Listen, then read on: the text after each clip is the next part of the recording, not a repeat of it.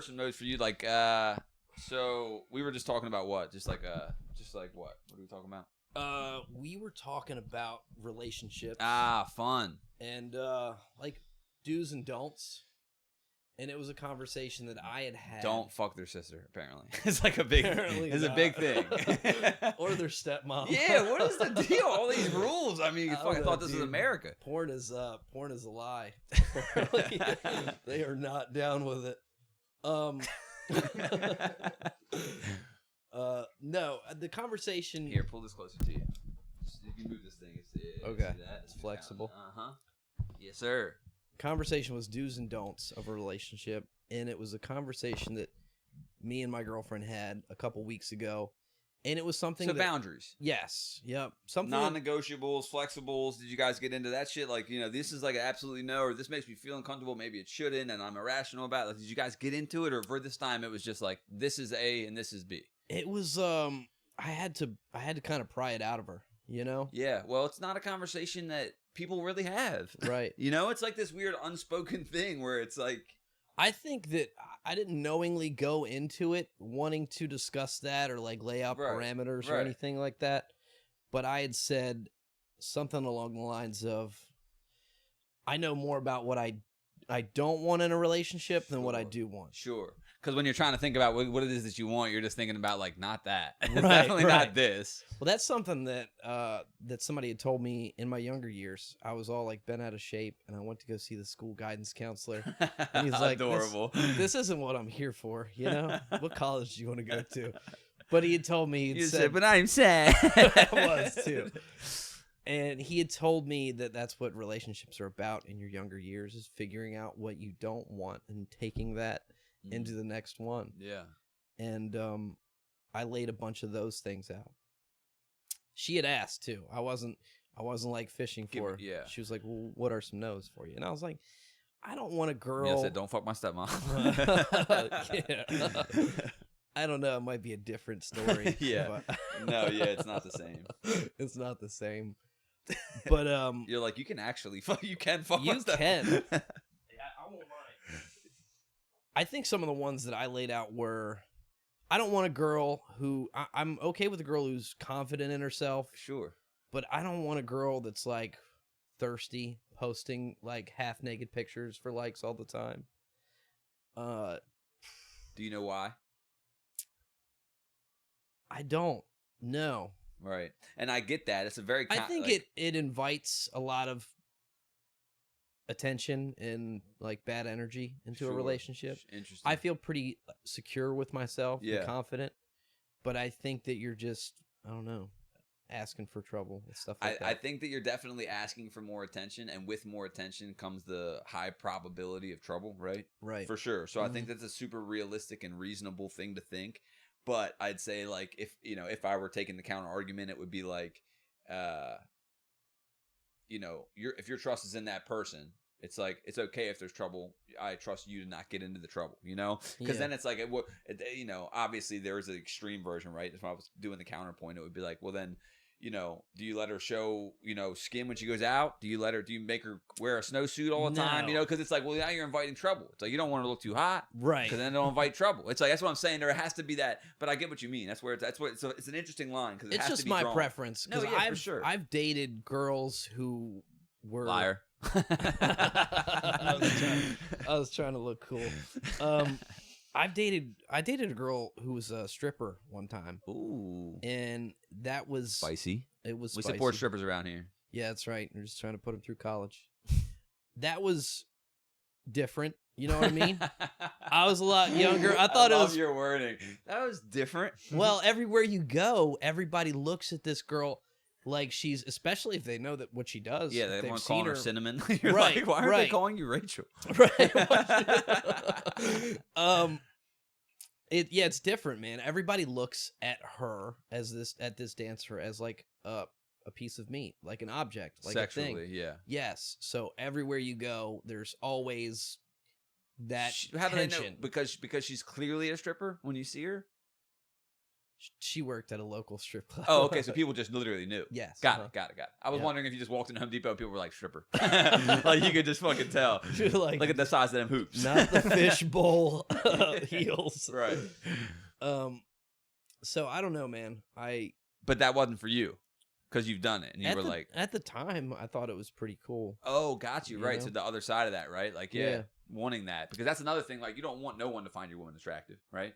That's like the flip side of it. Like, you don't don't want to get a bitch no one wants to try. It's like, obviously, if you got someone bad, it's like people are gonna try. Yeah. And that's one of them things where it's like, yeah, it definitely it can invite shit. It can. Yeah. But you know, talking about stuff, so you actually just got this game. Free plug, shout out. I mean, not free, actually. I was paid a lot. I was paid a lot of money for this now that I think about it. And it's Esther Perel. Do you know who that is? I don't. Esther Perel? You? No. Most men wouldn't. If you're a heterosexual male and you know Esther Perel, you're either not heterosexual or you're a sweetheart like me. Esther Perel's like a relationship coach, but this is a game called Where Should We Begin? And it has prompts. You know, what's a sexual fantasy? What's something you've never told your mom? What's this? What's that? Is this a segue into us playing this right now? Actually, no. Why do you have that? That's not a bad idea. I ordered it because I feel like it's a good way to get conversation started. Okay. It's like a good way to talk about things that most people normally don't. You know, so I mean, but you're the type of person that would just ask it without needing the fucking. It's nice to have those prompts though, because you don't know which direction it's going to go. Like I'll often read a book on a subject that I don't think I need to read a book about. You know, because it's like, what else am I missing here? You know what I mean? Like, I think that there's a book, The Subtle Art of Not Giving a Fuck. Oh yeah, that's in my I library. cannot give a fuck. Pretty easy. Like, but I read the book because it was like, you know, let me hear what they have to say about it. You know what I mean? So it's like, while I think that I'm a good conversationalist and I can have my own prompts, it's just nice to so I haven't opened it, but. Yeah, I'm intrigued by this Esther Perel. Oh, so Esther Perel's phenomenal. I actually finally bought your book, Esther. I know, 17 years late. The book's called Mating in Captivity. I've heard of this. I bet it's a huge book. I mean, I've consumed dozens of hours of her shit online. Like, I just watched the podcast today, and that's what made me buy her book. But I've seen her a bunch, and I've heard her a bunch, and she has her own shit, and she's written many books, and she's like she's a therapist and relationship therapist and expert, and she's great. The book's called Mating in Captivity. There's also a book out there called Girls Come First that I want to read. And that's like a really famous book about sex too. Yeah, so those conversations are good. And that's like, you guys haven't been together. It's not like you guys were married for 30 years and just having the conversations, you know? Right, yeah. So it's like early on you want to have the convos and figure out what the do's and don'ts are. And then it's like, yeah, those are hard places to just draw lines. What's so funny, goddammit? He's fucking opening the game. I know, I love that this turned into us. Well, when you asked me that, I'm like, well, let me see what the fuck it's all about. What are we doing? Are we going to have Mike shuffle them? There you go. That'd be fair. Can we we need a shuffler and a fluffler. I'm here for both. That's the first time that I'd ever done anything like that. Like, kind of talked out things. Exactly, which is like you would think that like would be a regular thing. A 100% requirement almost. Yes. You know, it's like we're all playing this game and we don't know the rules. You know, it's like we're assuming because of our. And here's another thing that I have realized too. Like, it's easy for me. It's so easy for me in my mind to point, because our minds have like these stories we tell ourselves, and like that's like the egoic mind, right? It's not like your true essence, you know. True. And I feel like my mind can easily point out somebody else's shit. I forgot my train of thought. Completely forgot it. Help me. It is easier to point out someone else's flaws. Yeah. Or like, it's like you don't take your own advice. You have all the good, like the best advice in the world. We all do. It's instinctive. Yeah. But like, you don't take it. Like, you do what you like that makes you happy. Right. But it's super easy to like dig into other people's shit because it's not yours. Yeah. Or it's like, well, my point, I guess, okay, so thank you. That did remind me of my point, which is like, I feel like I am damaged. Like, so I'll go into a relationship and not have those conversations and think that like I'm okay with whatever, because I don't really, and then something will happen, and then I realize like I'm fucked up too, you know? And it's like, it's just easy for me to realize I'm not fucked up a lot. And then when I have those conversations, it's like, oh yeah, I guess I am fucked up too, you know? Yeah, I'm broken. But here. Some foreplay I'll never forget. Oh shit. So this is like, oh shit. Are you supposed to answer this, or am I? I don't fucking know. I'm trying to. A sexual experience I'd pay for. Oh, I already know. I want 3 women, 3 females specifically. I want a woman to be sucking my dick, a woman to have my balls in her mouth, and then a woman to be eating my ass at the same time. So that's something I would pay for. Ladies, if you're listening, I will pay. Not much. That reminds me of some foreplay that I never forgot. Ooh, do tell. No, I'm just oh, okay. I was about to say. I must have had some forgettable foreplay. Let me get another one. There you go. I'm just fooling, bro. Don't be okay. It's not cheating when... ... It's not cheating because she was your stepmother. It's part of the family. It's not cheating. Step being the key word. My mind just instantly goes to... what's the movie called with Will Ferrell? No. Road Trip? Is that what it is? Yeah. That's one. When they're in Tom Green. Yeah, Tom Green. They're in the bus. And there's the nerdy guy, the new guy is in there. Yeah. He's like, get this, it's not cheating when you put peanut butter on your balls. Have your dog lick it off. Yeah, okay. And they're like, oh. And he's like, no, because it's your dog. And they're like, we get it, dude. But bro, it's I was just waiting for a movie up. reference from you. I was waiting for one, bro. It's just stuck in my head. Dude. Yeah, no, that's an We're on honestly loop. hilarious part of the Dude, movie. that's funny. And that's so perfect for that, too, because it's not cheating when that's exactly how he I starts know, the I prompt. can't advocate for cheating, man. You It's really not set me up. advocating. It's not advocating. We're not advocating for cheating around here. I absolutely do not advocate for that. Is- People think I advocate for cheating. Is flirting cheating? Well, so that's a great question. And then is flirting cheating? And then how much flirting is okay? Is liking another girl's Facebook picture?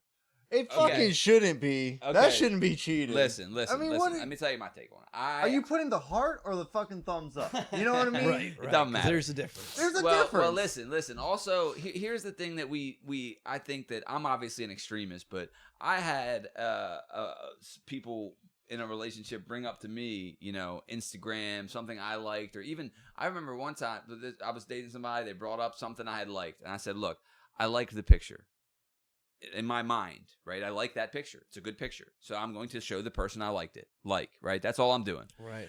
Could that be flirting? Sure. If I'm liking 15 of this girl's pictures in a row and I work with her and she say, whatever. Like, I get there's certain lines, but I got something brought up to me about something I had liked, and then maybe a month later, 2 months later, I got someone commented on my picture. So something I can't control was somebody else's comment, and the girl wrote "daddy" and with like hard eyes because it was like a picture of me, my shirt off, right? It was like I look like fucking daddy in this picture, and my girlfriend's I remember like, that picture. I liked her comment. right, I gave it a heart react. and then my girlfriend was like, "Who the fuck is that?" And I blocked my girlfriend on social media. I swear to God on my life, I blocked her on Instagram, and we stayed together for years. Yeah, not kidding. Which I know is extreme, but we didn't have another fight about Instagram, not a single one, because you're blocked. It's simple as that.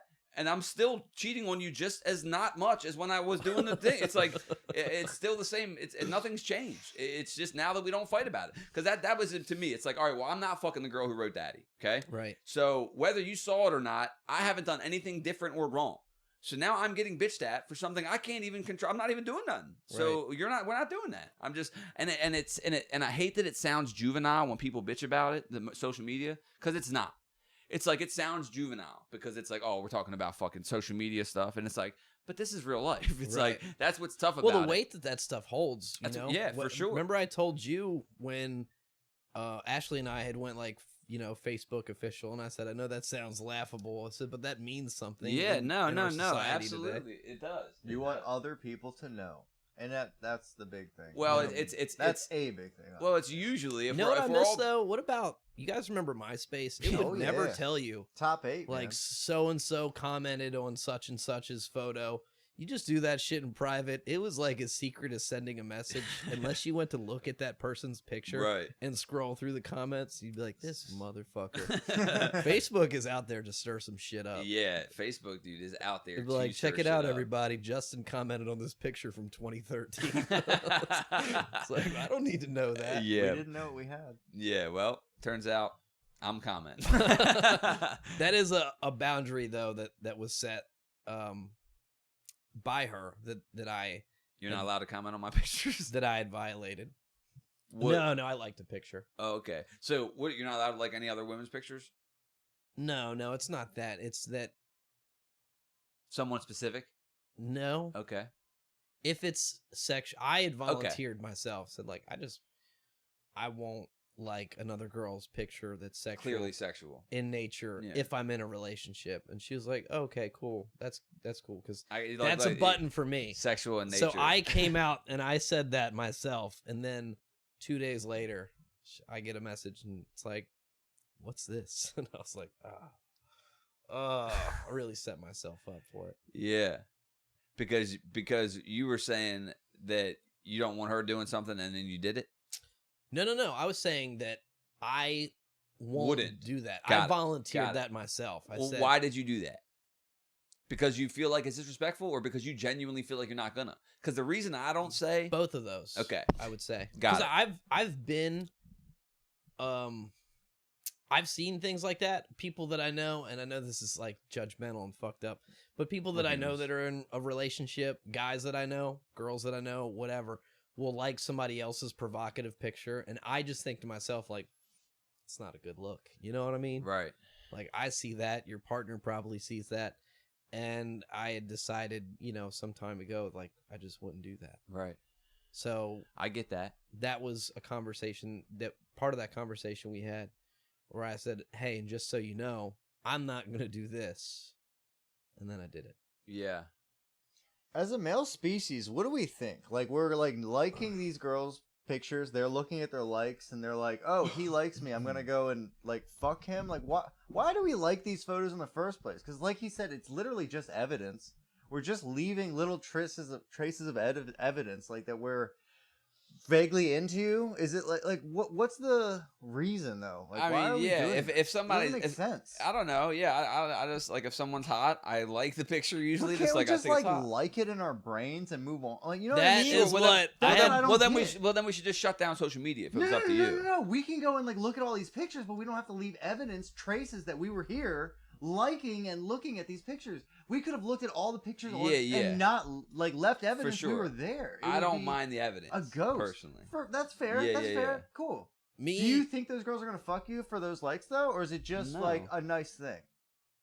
I've never been fucked for liking a picture. I don't know. Yeah, no. I mean, I guess if you liked a bunch of pictures in a row or commented on something from 2013, it could send a clear message that maybe I'm into someone, but I'm too coward to slide in the DMs or something. Sure. You know?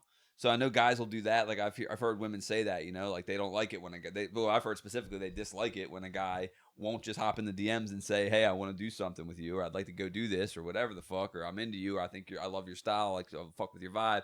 Instead of doing that, they'll just like all of her pictures and never say a fucking word to her. You know what I mean? That's weird. So I think that it's just like it's not a good look either. I think that it's just nice to pay somebody a compliment, and there could be so many reasons.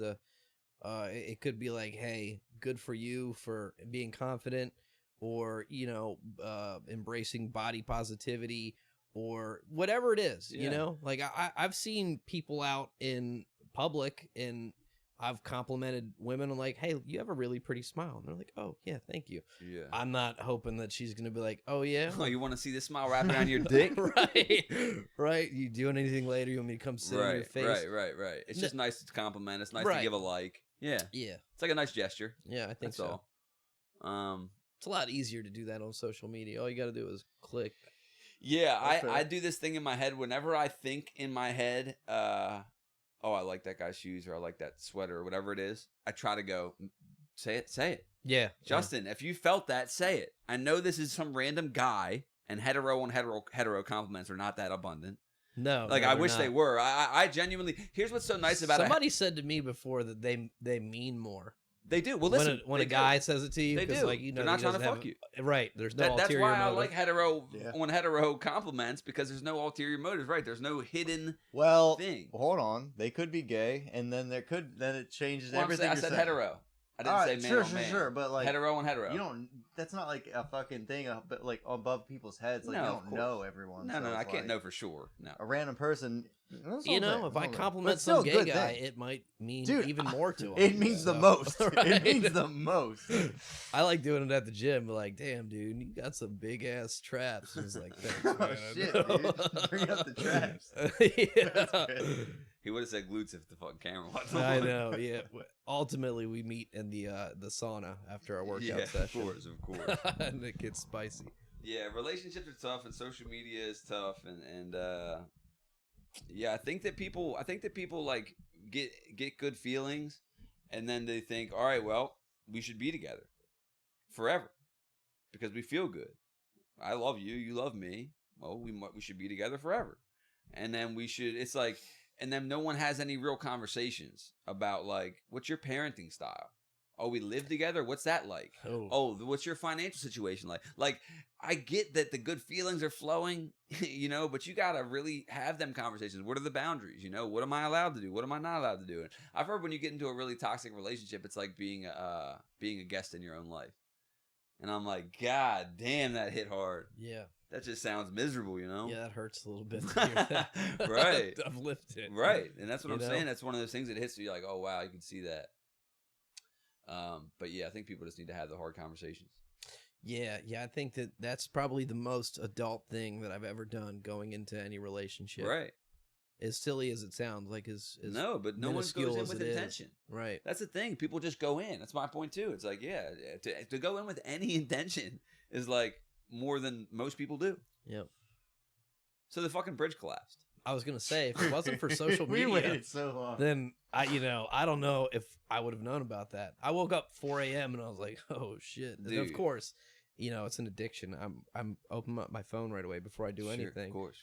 And I was like, oh shit, the bridge collapsed. Yeah, the Key Bridge, the Baltimore Francis Scott Key Bridge collapsed this morning. Around 1:50, I think, in the morning. 1:27, I think. A cargo container ship. Yeah. Hit it, ran into it, lost power and hit it, or the Chinese were taking over. It depends on who you talk to. There's conspiracy theories are flying, and it's the Illuminati. Yeah, and I got to. I think Diddy had something to do with it. I'm almost positive. That's Diddy's a good way to distract us. That's yeah, what I'm saying, brother.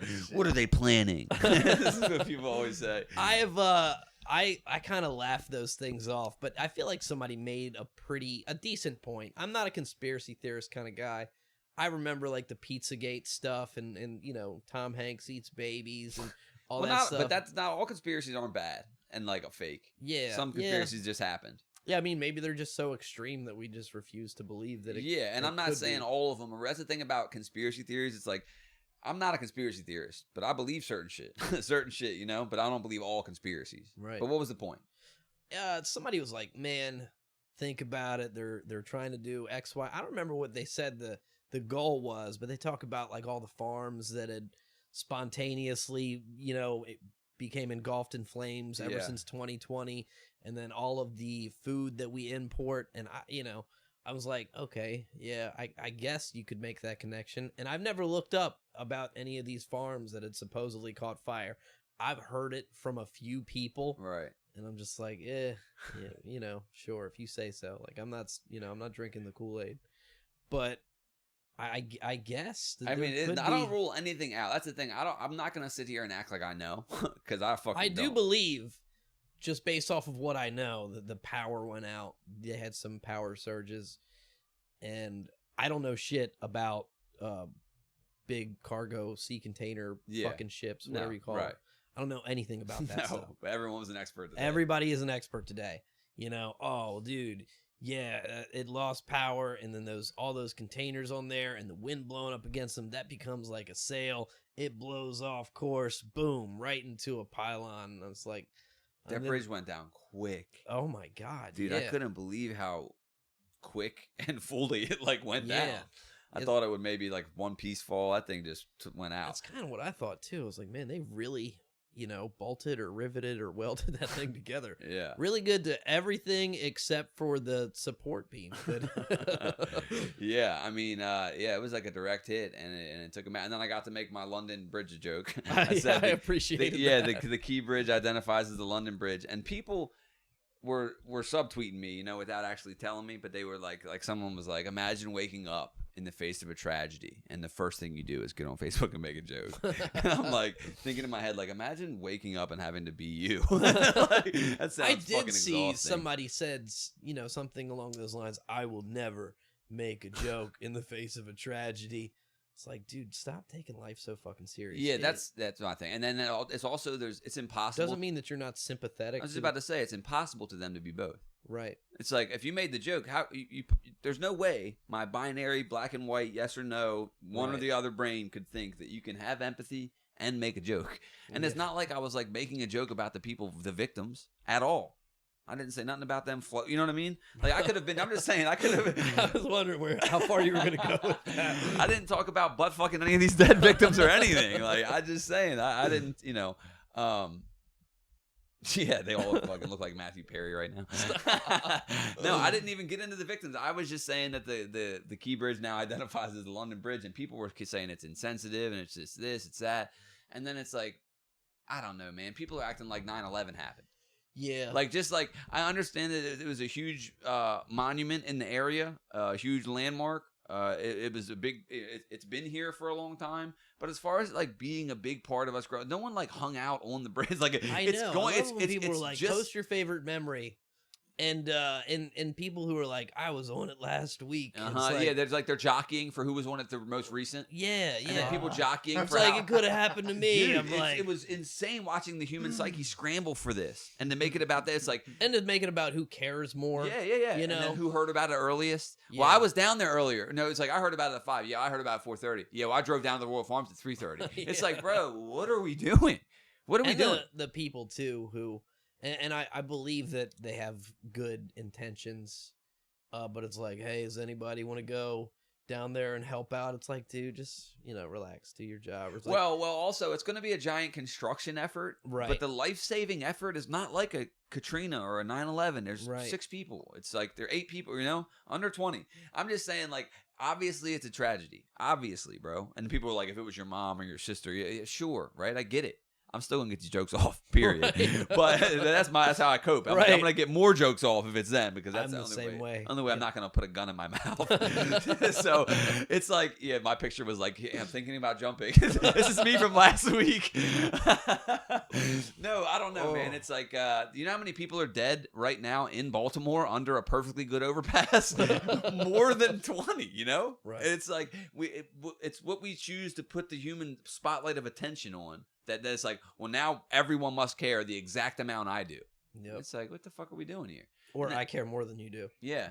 Yeah, it's a competition. What about the people that mark themselves safe from it? I'm like, dude, yeah, there's a whole mark. I know. I saw a couple people, like my cousin did it.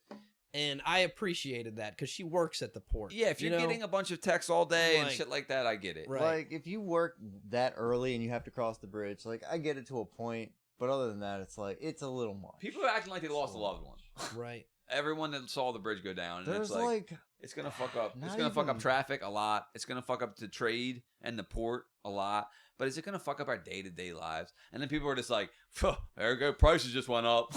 I'm like, where you realize that if nothing at all happened to the bridge, you could say that and be right. Like, prices just go up. I say that, so drain the swamp. What is it? Don't get me started on that. No, I was gonna say we got to find a way to monetize this. Get a ferry. Yeah. Take people across. Yeah. Save this on your guy commute. gets it. Yeah. Yeah. Never forget. Never forget. That's the American way. Yeah. And then, but it does suck. There is a lot of goods that come in and go out from the port there. Yeah. And a lot of people that work there. Because I think all those guys would say would be the first to tell you, like, I don't fucking work.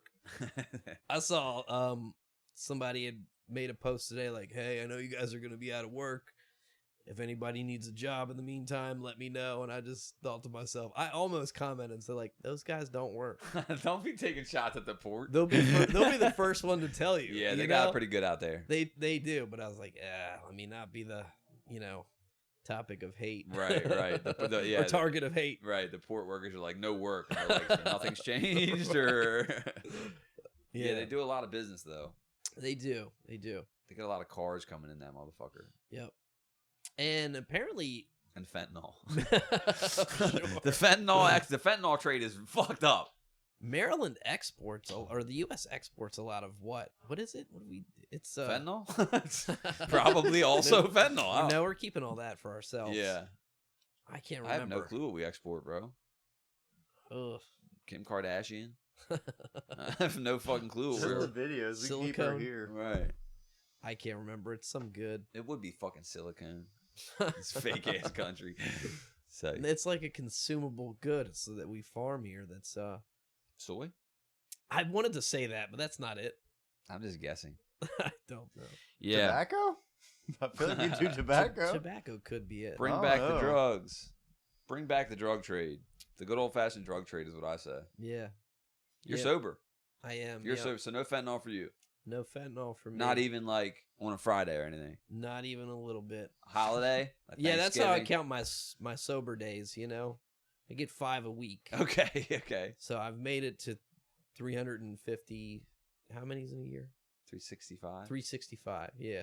Yeah, I've accumulated 365 days of sobriety.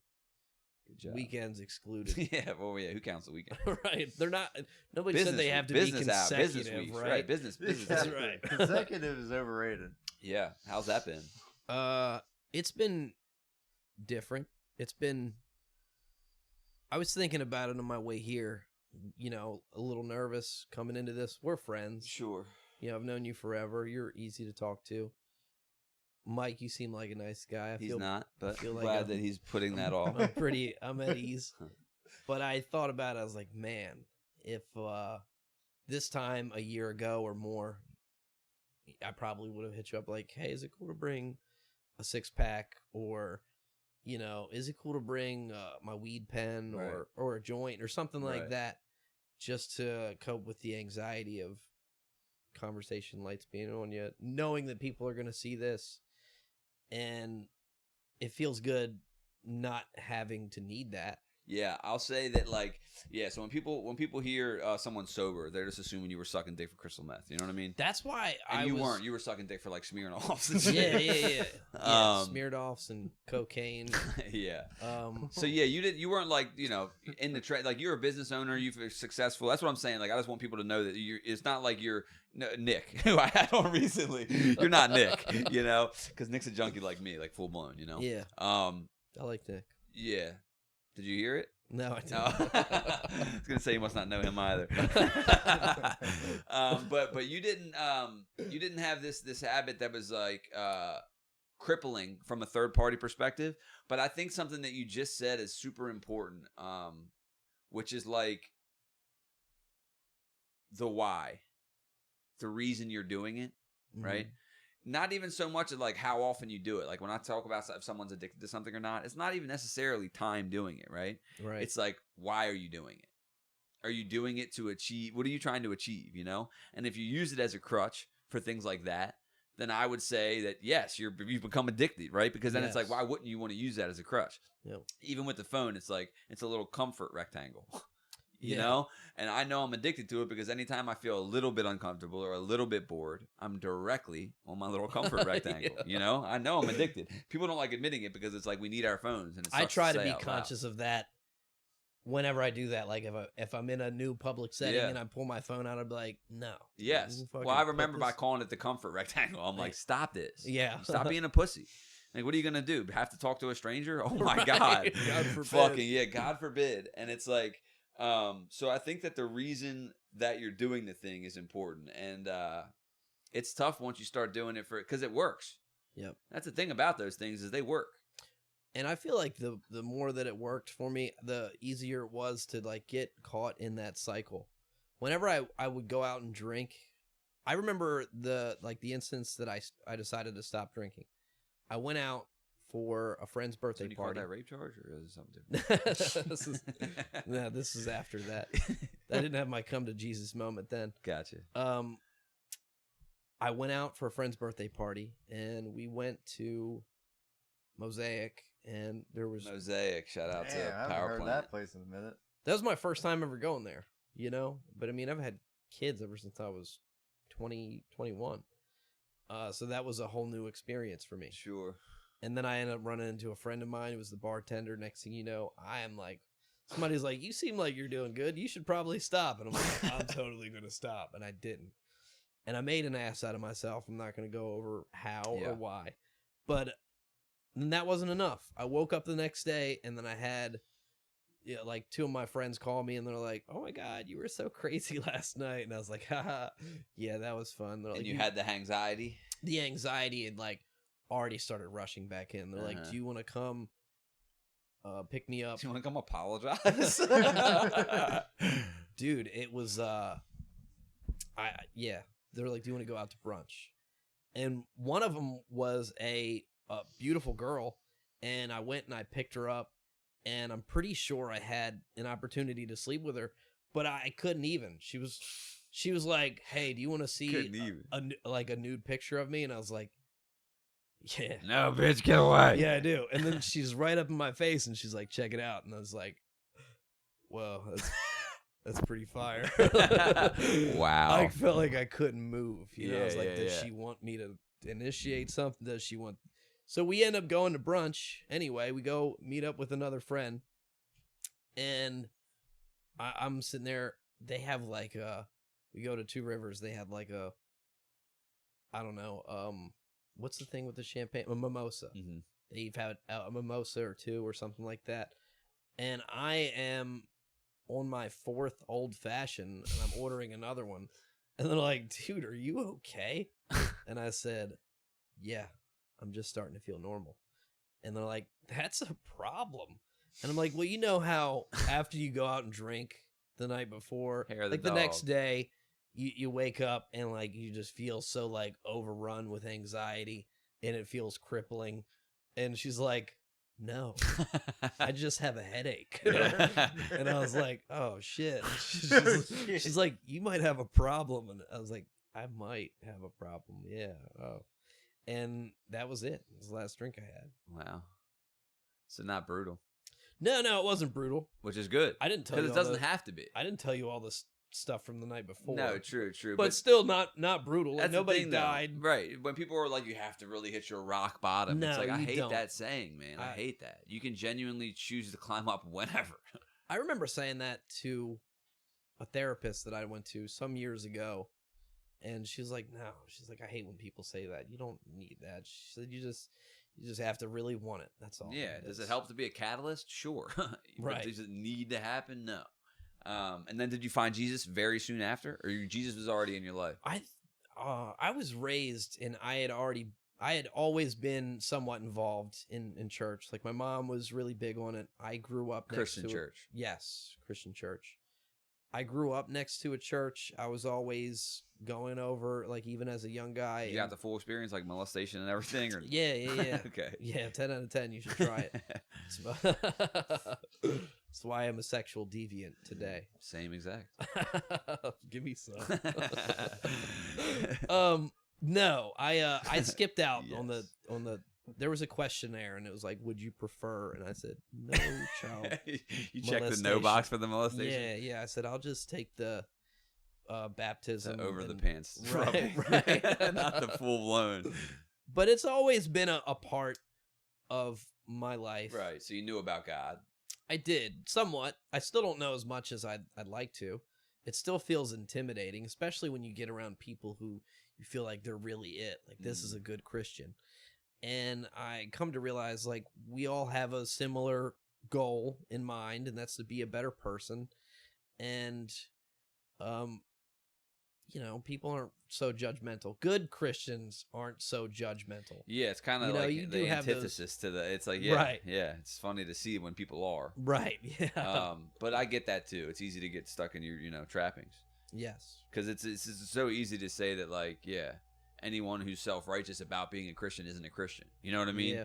And it's like, well, that's not the case. And then it's also just to paint with such a wide brush, mm-hmm. Like all Christians are this or all atheists are this. It's like, well, no. So there's cunts everywhere. Right. Oh man, I hear it all the time when I think other people who are intimidated by it or look at me as the person who is like to be intimidated by. Right. And I'm like, whoa, what are you talking about? Like, I'm not that person. Yeah. I'm flattered that you came to me with that question or concern. Or some people are just, because it's something different they don't know about. I've heard like, oh yeah, you go to this place where it's like a cult. Oh yeah, the cult thing's a big Oh, thing. you go to this place where all the old ex-junkies go. And I'm like, if you say so, whatever. Like, Yeah, they're some well, of the nicest people I've ever met. They right. welcome you with open arms. Yeah, yeah, So. yeah, yeah. They'd be pretty nice to you, you piece of shit. Yeah, it's easy to swear it off, And I got into a place where I was raised Christian, and I got to a place where I was no longer that. You were raised Christian? They tried like hell. Yeah, I went to Catholic private school, I went to St. Jane Francis all 8 years, and then I went to Mount St. Joe, and then they politely asked me to not come back.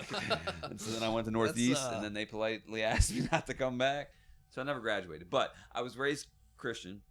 Did you get the full experience? I didn't get molested. I did get the communion and all, okay. All right. and then you check no on that box too. Then yes, I was molested, but just not outside of the church. Yeah, okay. Yeah, no, I wasn't lucky enough to have a holy man do it.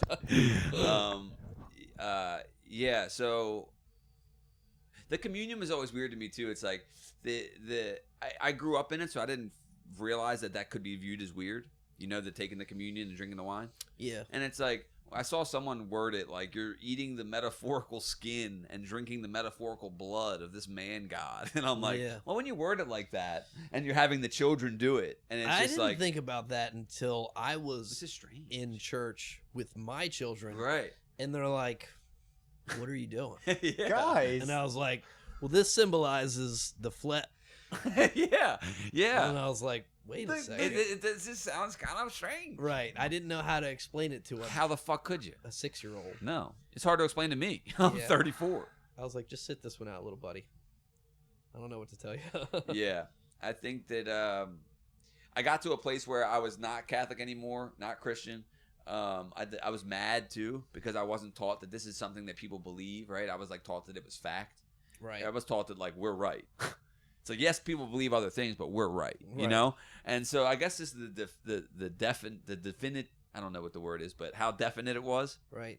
I kind of lashed out at that, once I got a little older, and I started asking questions. They hated me in religion class because I had to just ask the questions, and I got away from it to a point where I was spiteful about it. Like I was that cunt who, if I sneezed and you were like, "God bless you," I'd be like, "There is no fucking God." You know what I mean? Like I was this cunt in the grocery store. I feel like most atheists are that way. I don't for whatever think so. reason. I don't think so. The most ones that I've met, the loud ones. I don't make it a point when people are like, whatever it is, wherever I could throw religion into a conversation, I don't do that. Well, no, because that would be insufferable. Right. Yeah. But I feel like it is always atheists that do that. They're like, did you say God? You go to church? Yeah. I don't believe. And I'm like, well, fucking good for you. Yeah, I would say that they're definitely louder. Yes. But I would say that, like, I bet you have atheists in there that don't say a word. You just don't know. You know what I mean? True. But those are the only ones that stick to my Of course. Well, of course. They're the ones you're thinking about. Right. Yeah. It's like, and yeah, I was that cunt for a while. And then I got to a place where it's like, oh no, I like all religions have, not all, but a lot of the big religions have like a lot of good core values. And I feel like if I can look at them in a way to gain anything, I should. Right. Like I would throw out this, the spirituality bathwater with the baby of Jesus and religion, No, come again. What are you trying to say? I would throw everything out the window. Oh, okay. You know what I mean? Yeah. It was like, no, that shit's fucking not real. Who gives a fuck? Yeah. But it's like, all right, let's just say, for me, this is how my mind works. It's like, let's say it's not real. Let's just say it's not factual, and we're just talking about how to live a better life, right? To turn the other cheek, the this, the that. There's certain tenets in all religions that I think, like, I could go to I've been to a church in the past 5 years, a Christian church, and like was able to take a message away, So like, as someone who doesn't claim to be Christian, I'm not a Christian. I'm not an atheist either. I'm just Justin. I'm not really sure what that is, and that changes constantly. But and I hate labels. But I can take away a good message and then leave what I don't want. Right. It's like I used to be where, like, when I was trying to get back into it a little, I would go and I'd hear, I'd be in there for an hour, right? I'd hear 50 minutes of like phenomenal, like talking about like real life shit, how to deal with jealousy, how to get over whatever, right? Pride, like all these good messages. And then in the last 10 minutes, they say something one thing that's too literal, or they bring up Jesus too much, or they ask for money, or give to the church. Yeah, right. Whatever the thing is, and then I throw the whole fucking message away. then it's like, oh, this is the money cult. That's right. Yeah. Oh, that's right. We're in the money cult. And it's like, that was just me being a closed-minded cunt. It's like, regardless of what it is, let's just say worst case scenario, it's a money cult, right? Why throw away that 50 minutes worth of a good message? Right. So it's like, I'm definitely not in a place where I'm anti any of that stuff. And yeah, it would be different. Some people, when they become, I like to hear it debated. I don't know enough to try to, have you ever heard Sam Harris and Jordan Peterson debated? No, you've told me about this, and I've wanted to look this up for a long time. I'm a fucking nerd, so I'm a word nerd. Like, I love debates. Too. Like, I love English language, yes. Poetry. Well, comedy, poetry, yes. Battle rap, all that stuff where they're using the words in double entendres and yes. different meanings. I love that shit. So to watch two intellects at the level of Sam Harris and Jordan Peterson, regardless of how you feel about their politics, they're on opposite sides and they both suck for it. They're both wrong. But they have this debate, these long debates, they're an hour long a piece, and they do 4 of them, and they do them live, and they travel, and they go on a tour. There's really good debates about atheism versus Christianity, and they're both articulated so well, and I don't like, they both just do really well. So I also like hearing that stuff. Yeah, and that like it would be the people who just don't shut the fuck up about it worry me, especially when they just got clean. When someone just gets clean and then just puts all their eggs into the God basket, it just seems to me like it's definitely worrisome. Yeah, because are you replacing one addiction with another? That's what I'm saying, and let's just say it's not an addiction, right? But let's just say you're giving that all the glory to God, right? All of it. Let's just say something happens with that relationship with God. Then what? Now you're on your own again. Now you don't got this thing that was the only thing that saved you. The thing you put all your eggs into this basket, and then for whatever reason that basket broke, metaphorically or whatever. It's like, right. If that happened, you'd be fucked. I worry about people go way too hard into it. Yeah, I think so too. I've definitely seen some of those extremes. Do you do AA or anything? No, I've done CR, it's Celebrate Recovery. Okay. I went to a couple AA. Celebrate Recovery is like NA and AA, but with Christianity. That's my understanding of it. So tell me if I'm wrong. I believe that's one way that you could put it. How would you? Or do you not know well enough to? So the one time that I went to Celebrate Recovery, it was at my church. I went there, and you start, and everybody is in the room worshiping, right? Singing songs, standing up. Dude, thank you, because the word worshiping sounds crazy to me. Right. Yeah. But yes, and I was also wondering, what does that mean literally? So thank you for saying, right. We're singing songs, they're dancing around, they're lifting the hands in the air. Yeah, whatever. So it's like church. It's very much like church when it starts off, and then they say, anybody who has X amount of time, raise your hand. And then they invite you up, and you grab time your chip. Away from the devil, or like what? Just clean away from whatever your vice was. Okay, it's cool. Not even drug related. No. Oh, cool. That's like a really general one. I like that. Yes, that is where they break it down. So after everybody meets up in the congregation, and you all sing and dance, if you will, and to God, you're worshiping God. Yes. Okay. Christian God. The Christian God. And then it's broken up. I believe that it's done. They don't have like co-ed groups. It's male and female. And I think that was pretty cool too, because I think that allows, for guys, I think it allows us to be a little more vulnerable if there's not a girl in the room. I think both, for sure. Right. And then there's like chemical dependency. And I can't remember the different subgroups that they have. But I thought that it was really clever, it also kind of confused me. I was like, well, shit, I could be in this one or in this one, right? And I guess you just pick whatever. Yeah, group well, that is a little bit of a fallacy into making them so specific, because if we're talking about it's the root. Yeah, let's get to the root. we can talk about the branches all we want. Talk about your leaves are this color, mine were this color. But, bro, you got to get into the root system. Yeah. Why are we here? Why are we doing Why this? are we choosing to feel different than we are? Yes. That's basically what it boils down to, right? Why am I choosing something other than what life is? So I never went back. I went for the first time, then it was like orientation. And it was very much like you see in a movie where they go around a table and you introduce yourself and talk about why you're there. And there was people that were like, I'm actually not an addict, but my mom is, and I wanted to try to have a better understanding. Yeah. So that's why I'm here tonight. I never went back. That's what they all say, junkie bitch. I'm actually personally not a junkie, but I know a junkie really well, and they're dope sick. So what should they do? Yeah. Oh man. But yeah, I never went back to this the second time around. I wanted to, but it just felt like, I don't know. I could only go every other weekend because I had my kids, and I thought about if I take my kids there and that gets back to their mother, the conversation wouldn't be, oh, look at Dave, he's trying to get better. It'd be like, Dave took my fucking kids to an NA meeting because he's a fucking junkie piece of shit. So I will say that the non-co-ed thing, like, I remember, so I've been to NA meetings, AA meetings, all of them, and I have a lot of... I didn't like them. So certain ones are good. That's what I'm kind of getting at. It's like certain ones suck, dude. Certain ones, especially NA. Like AA's been around longer, so AA is a little bit more traditional usually, or a little bit more of an older crowd usually. Right. NA is a lot of the younger crowd. It's a lot of the people who are just like in a halfway house, and the meeting is just their chance to stunt their new outfit to the other bitches in halfway houses. You know what I mean? Yeah, It's like, yeah. So they call that 13th stepping. The 13th step. Well, that's what 13th step's even worse when you get a newcomer. I thought that's when you go try to like pick up bitches. Pick up new bitches. Oh. So 13th stepping is when you see a newcomer come in and you go, here, I'll show you the ropes. Oh, and shit. the ropes lead right to your dick. Yeah, that's fucking extra dark, actually. Yeah. But yeah, so a lot of them were like fashion shows or just places to meet up. There was a couple stag meetings that were all guys that happened to be AA that I went to that I really liked because they never even talked about booze. They talked about jealousy or pride or anger or, they talked about things that were real life. I really enjoyed that. Certain meetings like that I really like. I also like the step work.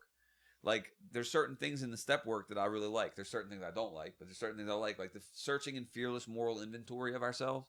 Everyone that does the steps takes a searching and fearless moral inventory of themselves and like writes it down.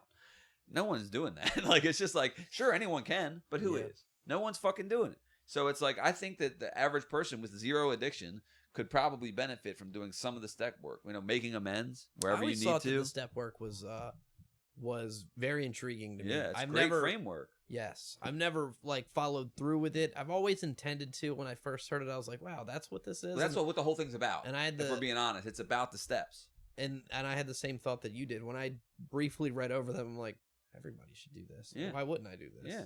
And then it's like, and I never did. A lot of this stuff, I was like, I don't want to do, this one or this one. Yeah. But maybe it's because I should do those the most. Even more, right? Yeah. Well, wherever the resistance is naturally, a lot of times it's like head for it. Yeah. Head for it. The obstacle is the path. Yep. Double down on that. Yeah. But then I didn't do it. Yeah. Well, then you didn't want to that bad. You didn't need to that bad. I guess not.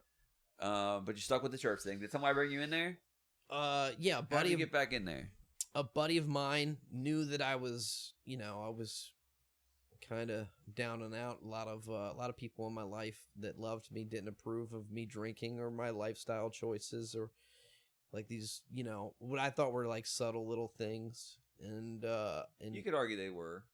Yeah. Well, whether they were or they weren't, I was glad that he had reached out to me. That he had noticed, this pattern in my life, and he said, hey man, why don't you come to church with me? Why don't you come check it out? And I was like, you know what? I've always intended on making my way back in, and I don't know, that's kind of how it started. It was that, and then it turned into like, hey, there's a men's group tonight. Do you want to go to it? And I did, and I didn't know what it was going to be like. Yeah, I wouldn't. Is it Bible study? What's the men's group? Somewhat. You go in and I kind of envision like a big giant circle, like like how you see NA meetings or AA meetings or Like in the support movie. groups in a movie. And it wasn't that at all. I think there was over 100 guys there. And there was like, God damn. yeah, it was big. And there's 10 tables or more, maybe 12 tables set up. And each table has a group leader. And you just pick a table. Maybe you know the group leader, maybe you don't. How do you become a group leader? You gotta get jumped in or something? Yeah, it's pretty extreme. You got to get jumped in pretty by all extreme. the other group leaders. Oh, right. I don't right. know, you know. When it was the first one. Yeah. I think they just had to go head to head with the pastor. That makes sense. And some of those pastors in my church are pretty jacked. A lot of them are a little pent up. Yeah. Yeah, for whatever reason. Yeah. I know the guy who was the group leader at my table today. Did you then? No, I didn't. Okay, right. No, a good dude, great Did dude. your buddy sit with you? Yes. Okay. Yeah, he did. I would have wanted that probably. Yeah. So you go in, and then you I'd be listen to worried. music. Because doesn't God hate the gays? I'd be worried he could smell the gay on me. You know. All right, so you go in and you walk in and there's tables. And then you guys pick. It's not the same table every week. Like you guys got to pick whoever. Yes. Okay. Yep. Every time you go in, it was a different. You could choose a different table. It wasn't always the same group leader assigned to whatever Right. table. But you go in, you praise, worship, and With song. with song. And Who's from, leading the song? from your table? There's usually a couple guys that are in the praise team or the church band or Right. whatever you want to call it. That'll help leading shit. Yeah. Shit going. Yep.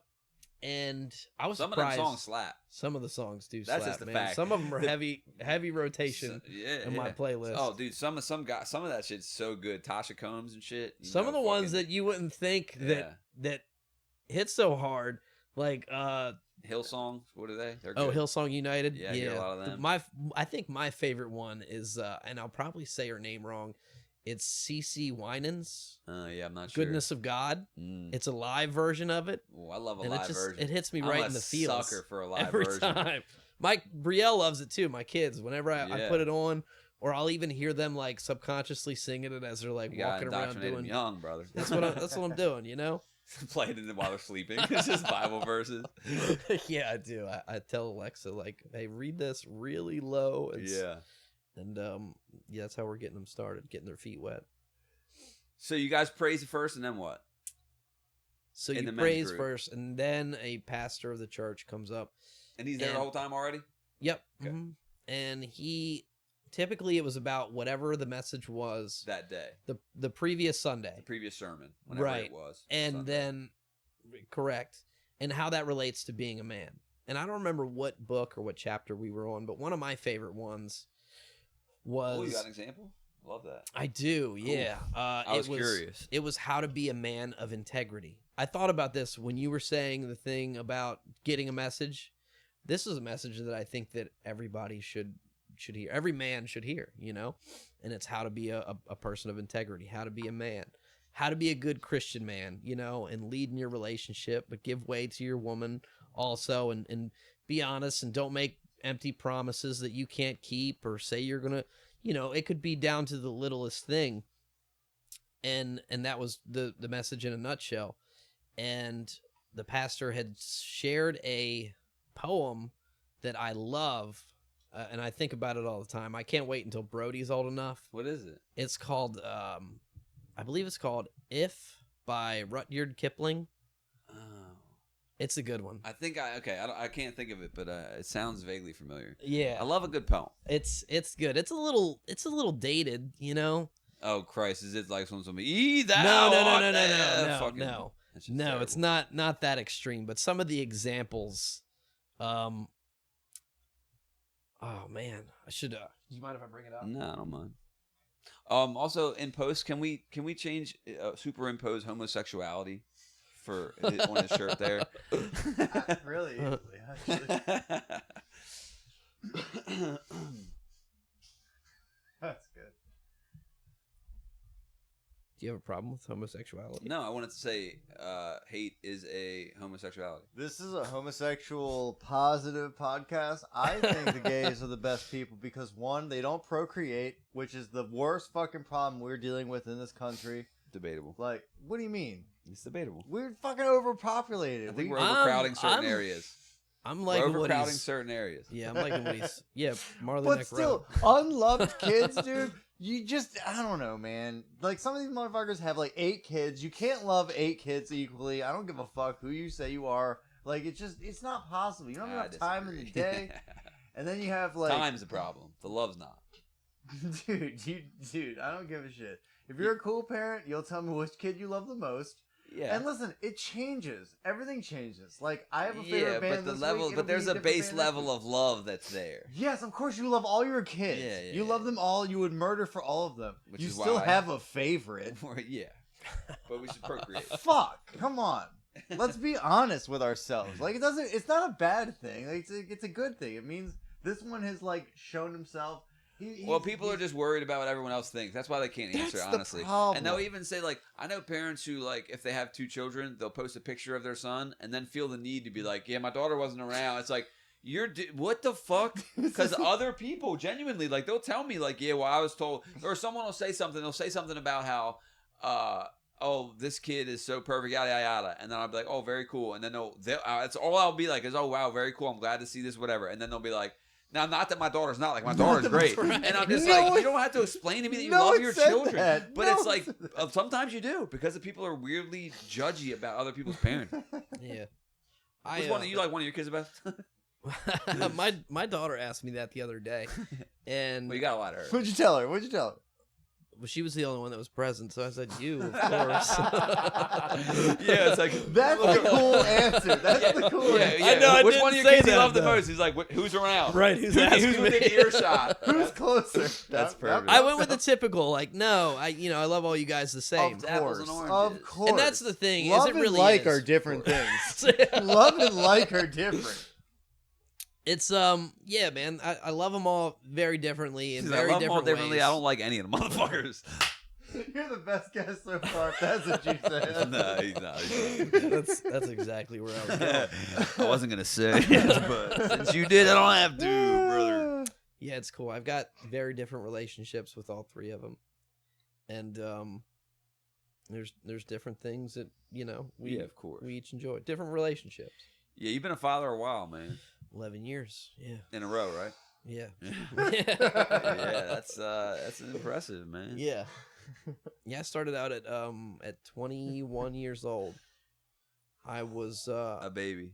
I was a baby. Yeah. I remember Riley was born in March. In January, I turned 21. I remember being at a local restaurant, and I had a fake ID, and naturally, and we were there. We were celebrating my birthday, and I'd used this fake ID at this place so many times. I knew everybody there, even the bartender that night or the waitress or whatever. And she's like, "Whose birthday is it?" And everybody's like, "It's his." Oh, like, no. "Oh, how old are you?" You guys fucked up. And I was like, 21. She's like, "I just served you last week."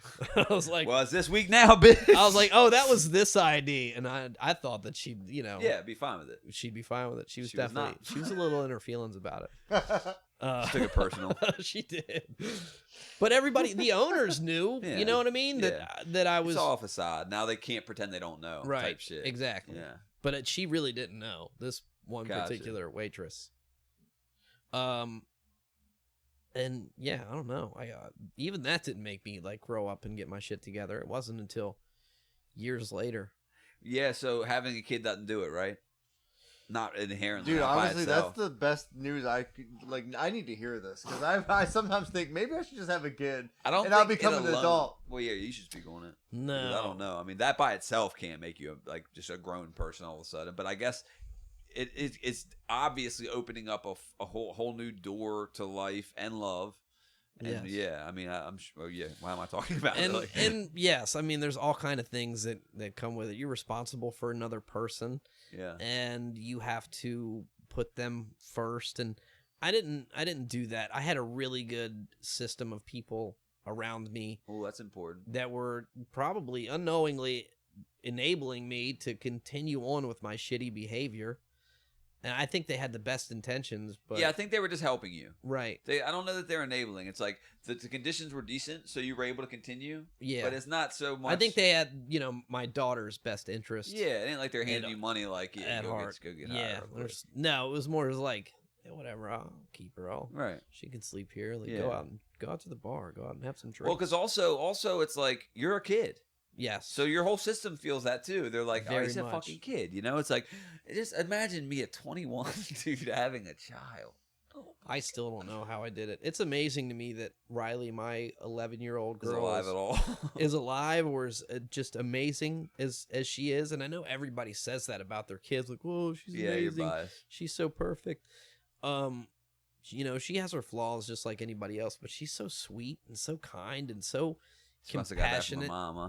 Yeah. I don't know. You obviously don't know her mom. She's. I don't mean to like sit here and throw shade on her. You know, she's right. But you just made it seem like not a joke so much. I was gonna laugh it off. You're like, now, not that she's terrible, but just kind of. No. She's a great mom. She's a good person. I mean, yeah, the fact that you have That sounded 3 kids rehearsed. with, you know, it's not all the same person. So the fact that you got a good relationship with the kids and, you know, with the kid's mom, right? Yes. I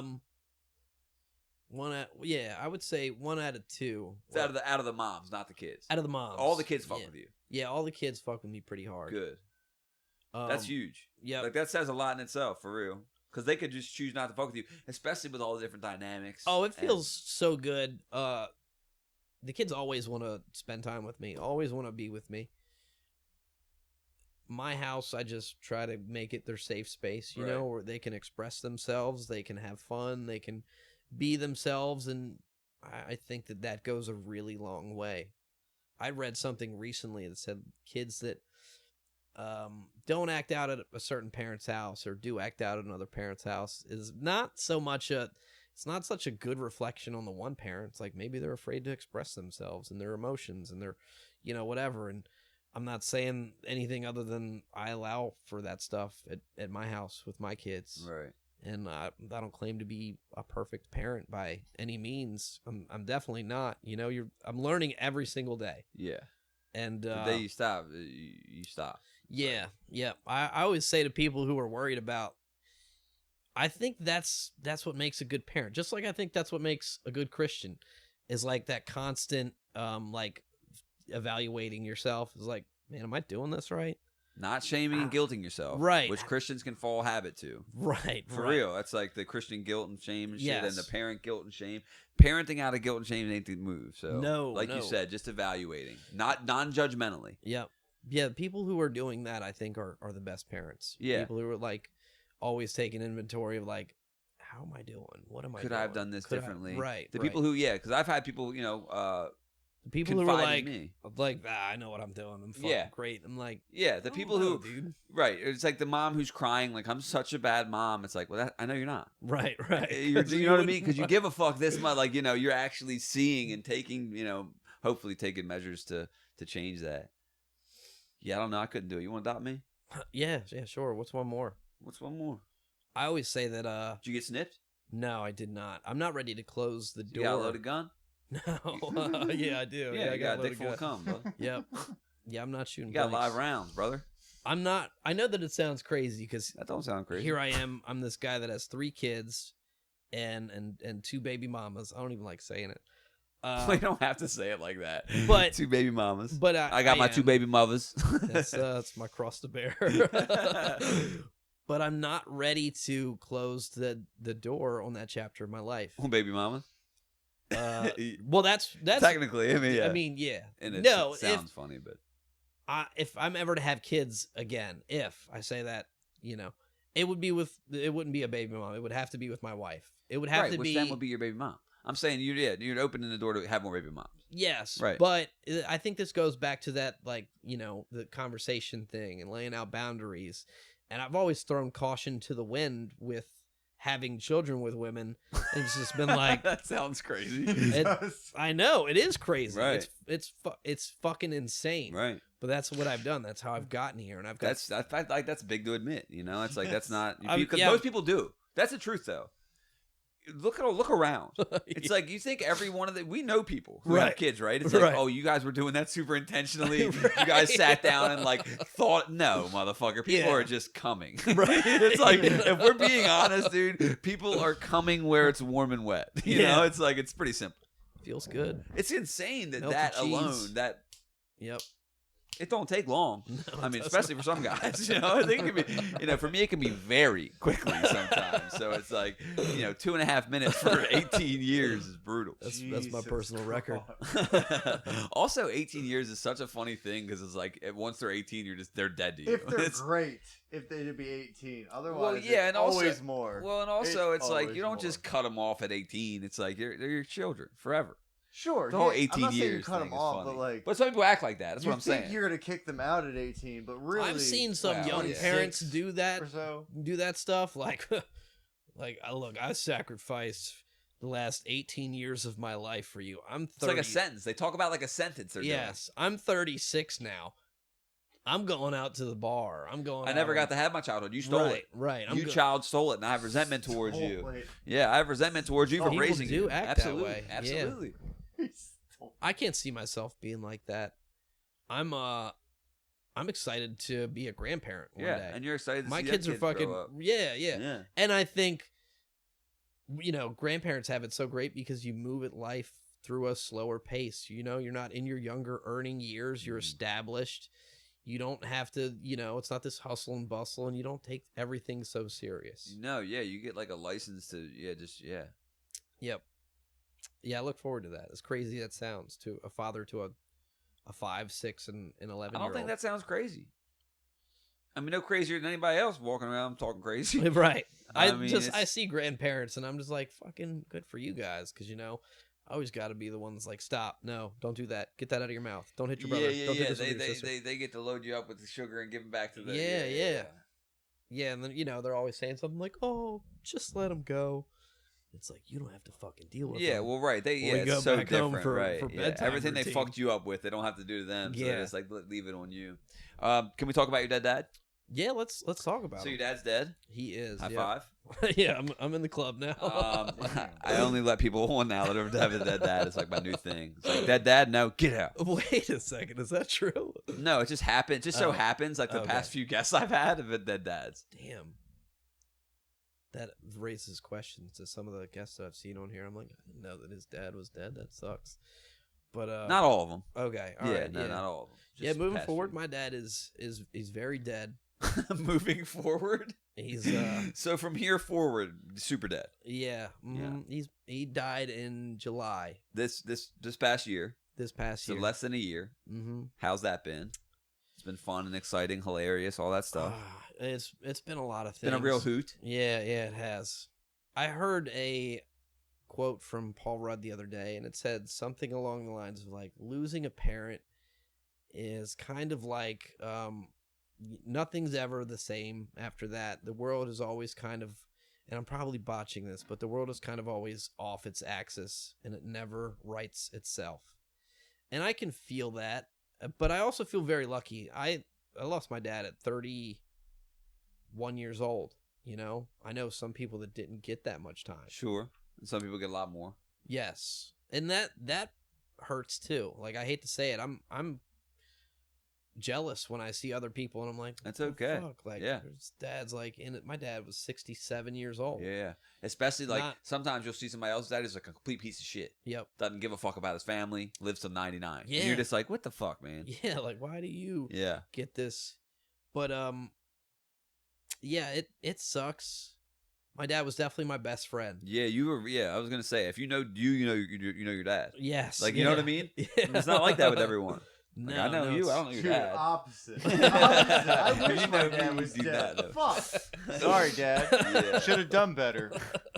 Yeah, no. Yeah, fuck you, Mike's dad. Pretty much. I don't even know you. He had a shitty dad himself, and instead of like being like, I'm gonna not be what my dad was, he was literally his fucking father, and it was just like, fuck you. Like, really? That's what you... I still deal with him today. Poor guy. I he's probably sick. No, you're fine. But like, fuck, dude. I'd envy being friends with my fucking dad. It'd be great.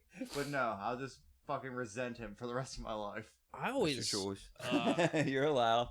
I always hated that my dad was so... In your life? In my life, and overprotective. And I think you could make the argument that, sometimes he wasn't, but I think he was just working, trying to provide, I think if he had that to do over again, he would do that differently. Which part? working so much. Right. I think most people, yeah. That was something that when I wrote his eulogy, which was a really big deal to me, you know, to whoever showed up, it was it's not how like you're gonna get to do a second one for him. Right. It was how I remembered my dad, and that's something that I think that he learned from me later in life, as he would say things like, you know, he'd be at the barbershop and somebody would come up and it would be 6:05. We've been closed for 5 minutes. I have one person in the chair and one person waiting. I'm already not getting home until 7 or 7:30 after I would clean up and everything. And my dad would be like, "Hey, what's up, buddy? Come on in, sit down." I'm like, "What the fuck, dude? Like, I got to get home." He's like, "You don't want to make a couple more dollars?" And I'd have a conversation with him later, like, "No, I don't. No, I'd rather pay to get the fuck out of here. Right. I would pay my own money to leave at this point. Yeah. And there's so many times where he has called me up and like I had to, you know, he's like, "What are you doing? Why are you're not at work right now? You're taking Brody to his first day of school?" And I said, "Yeah, I took off to take Brody to his fucking first day of school." And it was so ingrained in me. It took me a while. It was a lot of arguments, a lot of fights that, you know, me and his mom had or whomever it was, whatever the case was, whatever situation I was taking off of work for. But it was finally ingrained in me, and then I had to like beat it into my dad's head. And I think later in life, he finally, you know, kind of saw the value in that. Right.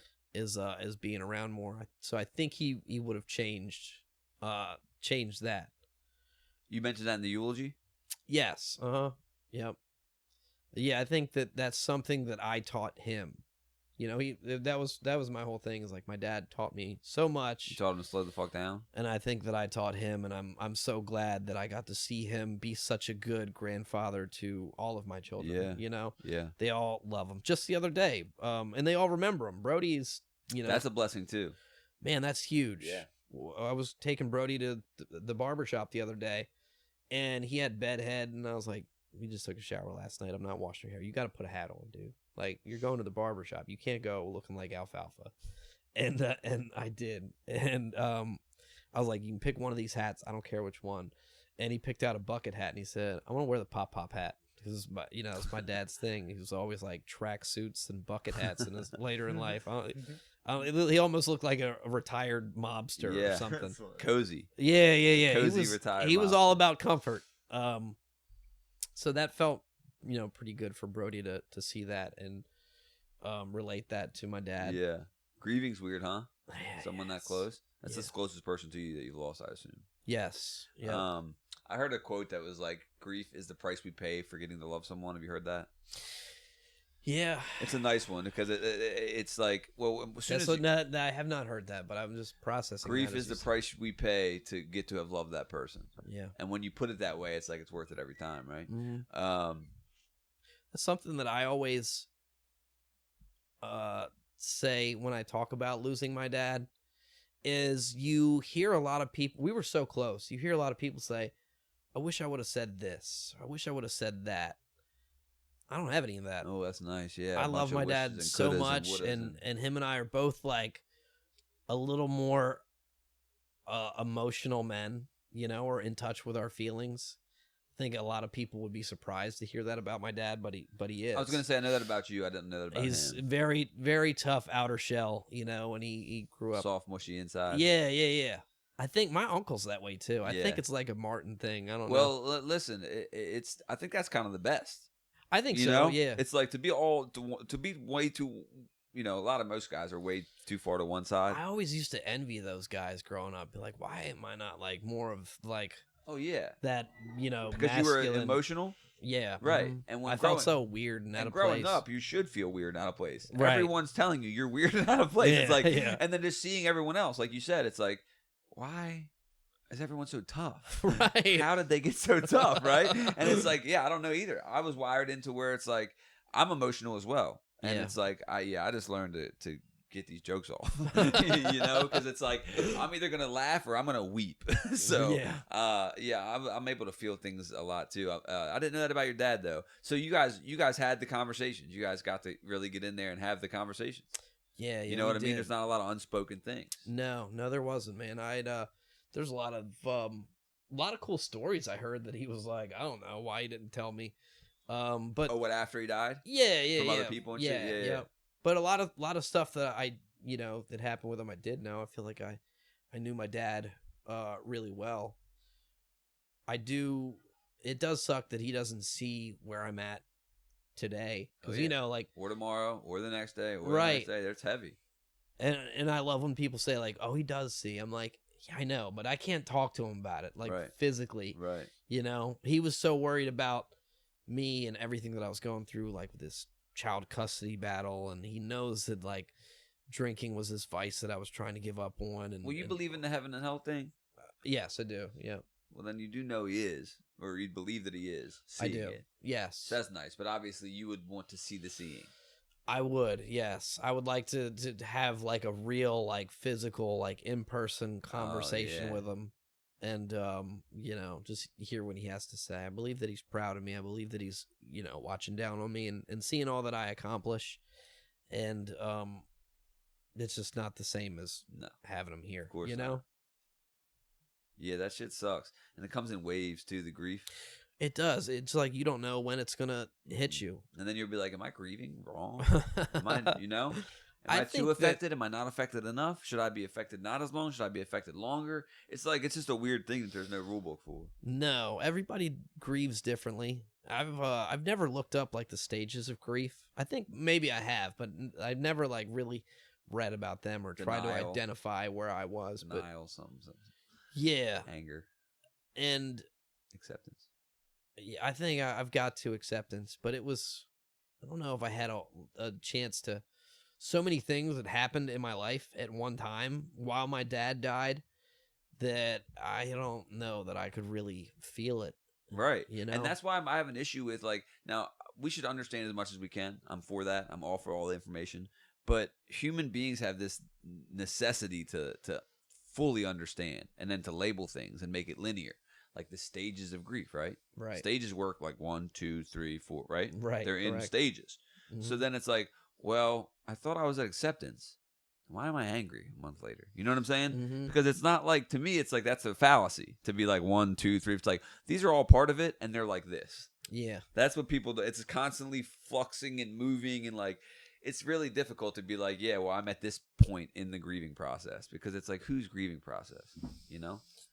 Yeah, for me, it definitely, like you said, it comes in waves, There was certain things that could happen, or things that I could hear, something that somebody would say, or, my mom, going to visit her, and I don't know, just all those things. But they sneak up and get you. Yeah, they do. It's like the smallest thing in the weirdest way. Will you cry right now for the views? No. Come on, dude. No, Come on, dude. Fucking cry about it, dude. Your dad's dead, dude. Cry. We just start bullying him. We got pictures of his dad and shit everywhere. There's a couple times where I've come to tears about it. Oh, I'm sure. But it's, I'm a man, so, not really. No, yeah, I didn't expect you to actually cry. I mean, well, if you did, it wouldn't have mattered. But yeah, no. Yeah, losing a parent's tough. Are you close with your mom? I'm not so much. No, I know it wasn't like your dad. I mean, for sure. I mean, you and your dad were close. No, me and my mom aren't so close. We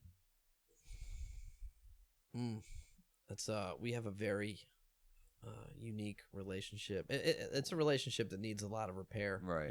We can leave that there. And it needs a lot of repair, and it needs effort on both ends. And I'd like to. There's a lot of things that I need to say to my mom that I haven't. A lot of things. I was gonna say that too. Yeah, that was something in therapy that came up a lot. Was my mom, and that was something that my therapist said. She's like, you should say these things to her, and I was like, I don't know. Make the inner voice the outer voice. I don't know if I should. Because of how she might respond. Because you're worried about her reaction. I know how she's gonna react. And it's going to be, well, I did this because of this, and it wasn't my fault. So, but I think that the argument the therapist may make is like, it's for you, not her. Yeah. And how she responds is of no importance. You know? It's like, if you have things that you want to say, you should say it. You know what I mean? Mm-hmm. And even knowing, like, I literally know what you're going to say, and that's okay. But guess what? I'm sad. Remember when I went to the guidance counselor? Bitch, I'm still sad. Poor guidance counselor. You're a barber. You're a fucking phenom stud barber. I'm yeah, somewhat, a little bit. I'm okay, I guess. Yeah, you're okay. That's what I mean. You know, mediocre. Did you vote? No, I don't believe in it. Vote or die. We're gonna try to drain the swamp in Pasadena. Yeah, that's right. There can be only one. Right. I kind of got you on here to drag other barbershops. Let's start some barber beef. All right, dude. Which one do you want me to talk about? Because I could go on. You're like, I got a list for every one of them motherfuckers.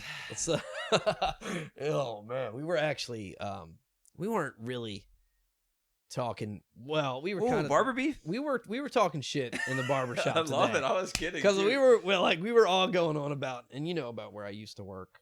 And then that was like the topic. It's like, in the grand scheme of things, we won't say the name. Right. Rhymes with schmices. Rhymes with rice. We're stirring the pot right now. But take out the name. It was just funny. We were looking at, the poll results or whatever it is for best barbershop. Best barbershop in Pasadena. And it was just, we all started cackling when we saw like, who Mr. Irrelevant was. It's like, wow, dude, it's like, is that shop even gonna place? I don't know. Oh, it's not you two at the front runners? No. Okay. No. But yeah, I'm a barber. I'm coming up on 10 years in business. Yeah, you own your own barbershop too. It's not like you're just a barber. Not that there's anything wrong with that. I'm saying just a barber. Yeah, what are you trying to say? You're a barbershop and a business owner. You're just an electrician. Yeah, hardly. You're just as blue collar as I am. 10 years in business. April 3rd. I keep saying that I started renovating the shop back in like August. It was right after my dad had passed away. And I don't know if I subconsciously did that for whatever reason, but I did say like, man, it feels really cool. It feels like he's here with me. All the things that he has taught me along the way, and I get to utilize them. And I know that he would be proud. And I know that, and maybe subconsciously that's why I did that. But I've been telling myself, because I just ripped everything out, ripped the floors out, or ripped that wall out. Yeah. And I just started doing shit and with no real plan. But I was like, you know what? If I rip it all out, I got to put it back in.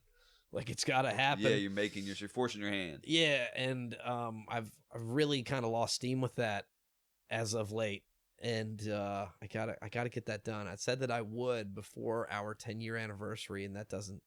But what do you mean done? I mean, it's like it'll never be done, right? It's like there's always things that are getting done. It's like I feel like that's how businesses go. That is good businesses. You're always evolving. Yeah. You're always adding to, changing the rules, whatever. It's not like you're not open. It's not like you're shut down. It's like, functional. Yeah, it's just an eyesore right now. I keep blaming you. I do. I'm like, and not you in particular. I'm like, it's fucking. Like, I got to get the electrician in here. I got to figure out where these outlets are going to go. But before I do that, honestly, like, I got to go pick up the stations and new mirrors, and I haven't done that. We had to figure out the dimensions on the stations first. Right. Yeah, I get it. So I don't just throw you under the bus. I'm okay. Yeah, it'll get done. It's room me under the bus. Yeah, it is. 10 years in business. Dude, you just got to hear the same shit over and over and over again. You work today? No, you didn't. Oh my God. Did you work today? I did. Dude. Yeah. I mean, when nothing happens, you hear the same thing all day, every day. So when something like the Key Bridge happens, I just can't imagine, dude. It's every single person. I got sick of it, for sure. It was mostly, and I was giving Kayla shit. She was like, yeah, it's so crazy, the bridge. And I said, what bridge? And it's like she just got in. It was 10 a.m. and I had been there. You're good at straight facing it too. I was there for 6 hours. I'd heard that I had this conversation with fucking 8 people already. Yeah. Or whatever it was. Yeah. I don't know exactly. And she starts on this conversation. I said, "What bridge?"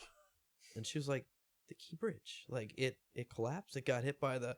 And I was like, the Francis, which Key Bridge? Which Key Bridge is it?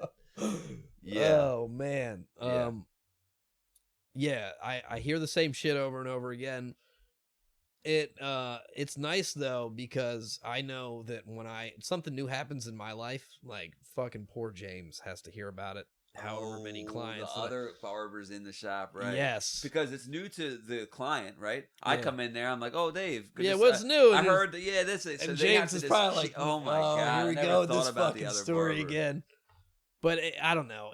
I think that adds to the experience. And then sometimes you got to get people in a chair who you just can't fucking stand.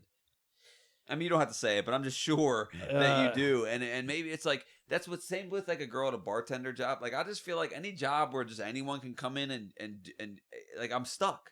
Yep. You're kind of stuck. You are. Yeah, there's definitely some people that come in, and it's more, there's some people that you hate because of their hair. I thought you were going to say ethnicity. No. I'm kidding. Maybe. No.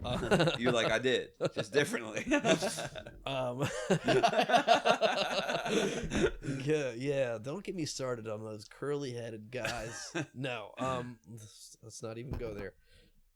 Some people's hair is just hard to cut. Mine. Your hair. Yeah. Whenever I see your fucking name pop up on my book. Really? Honestly, he's been booked up.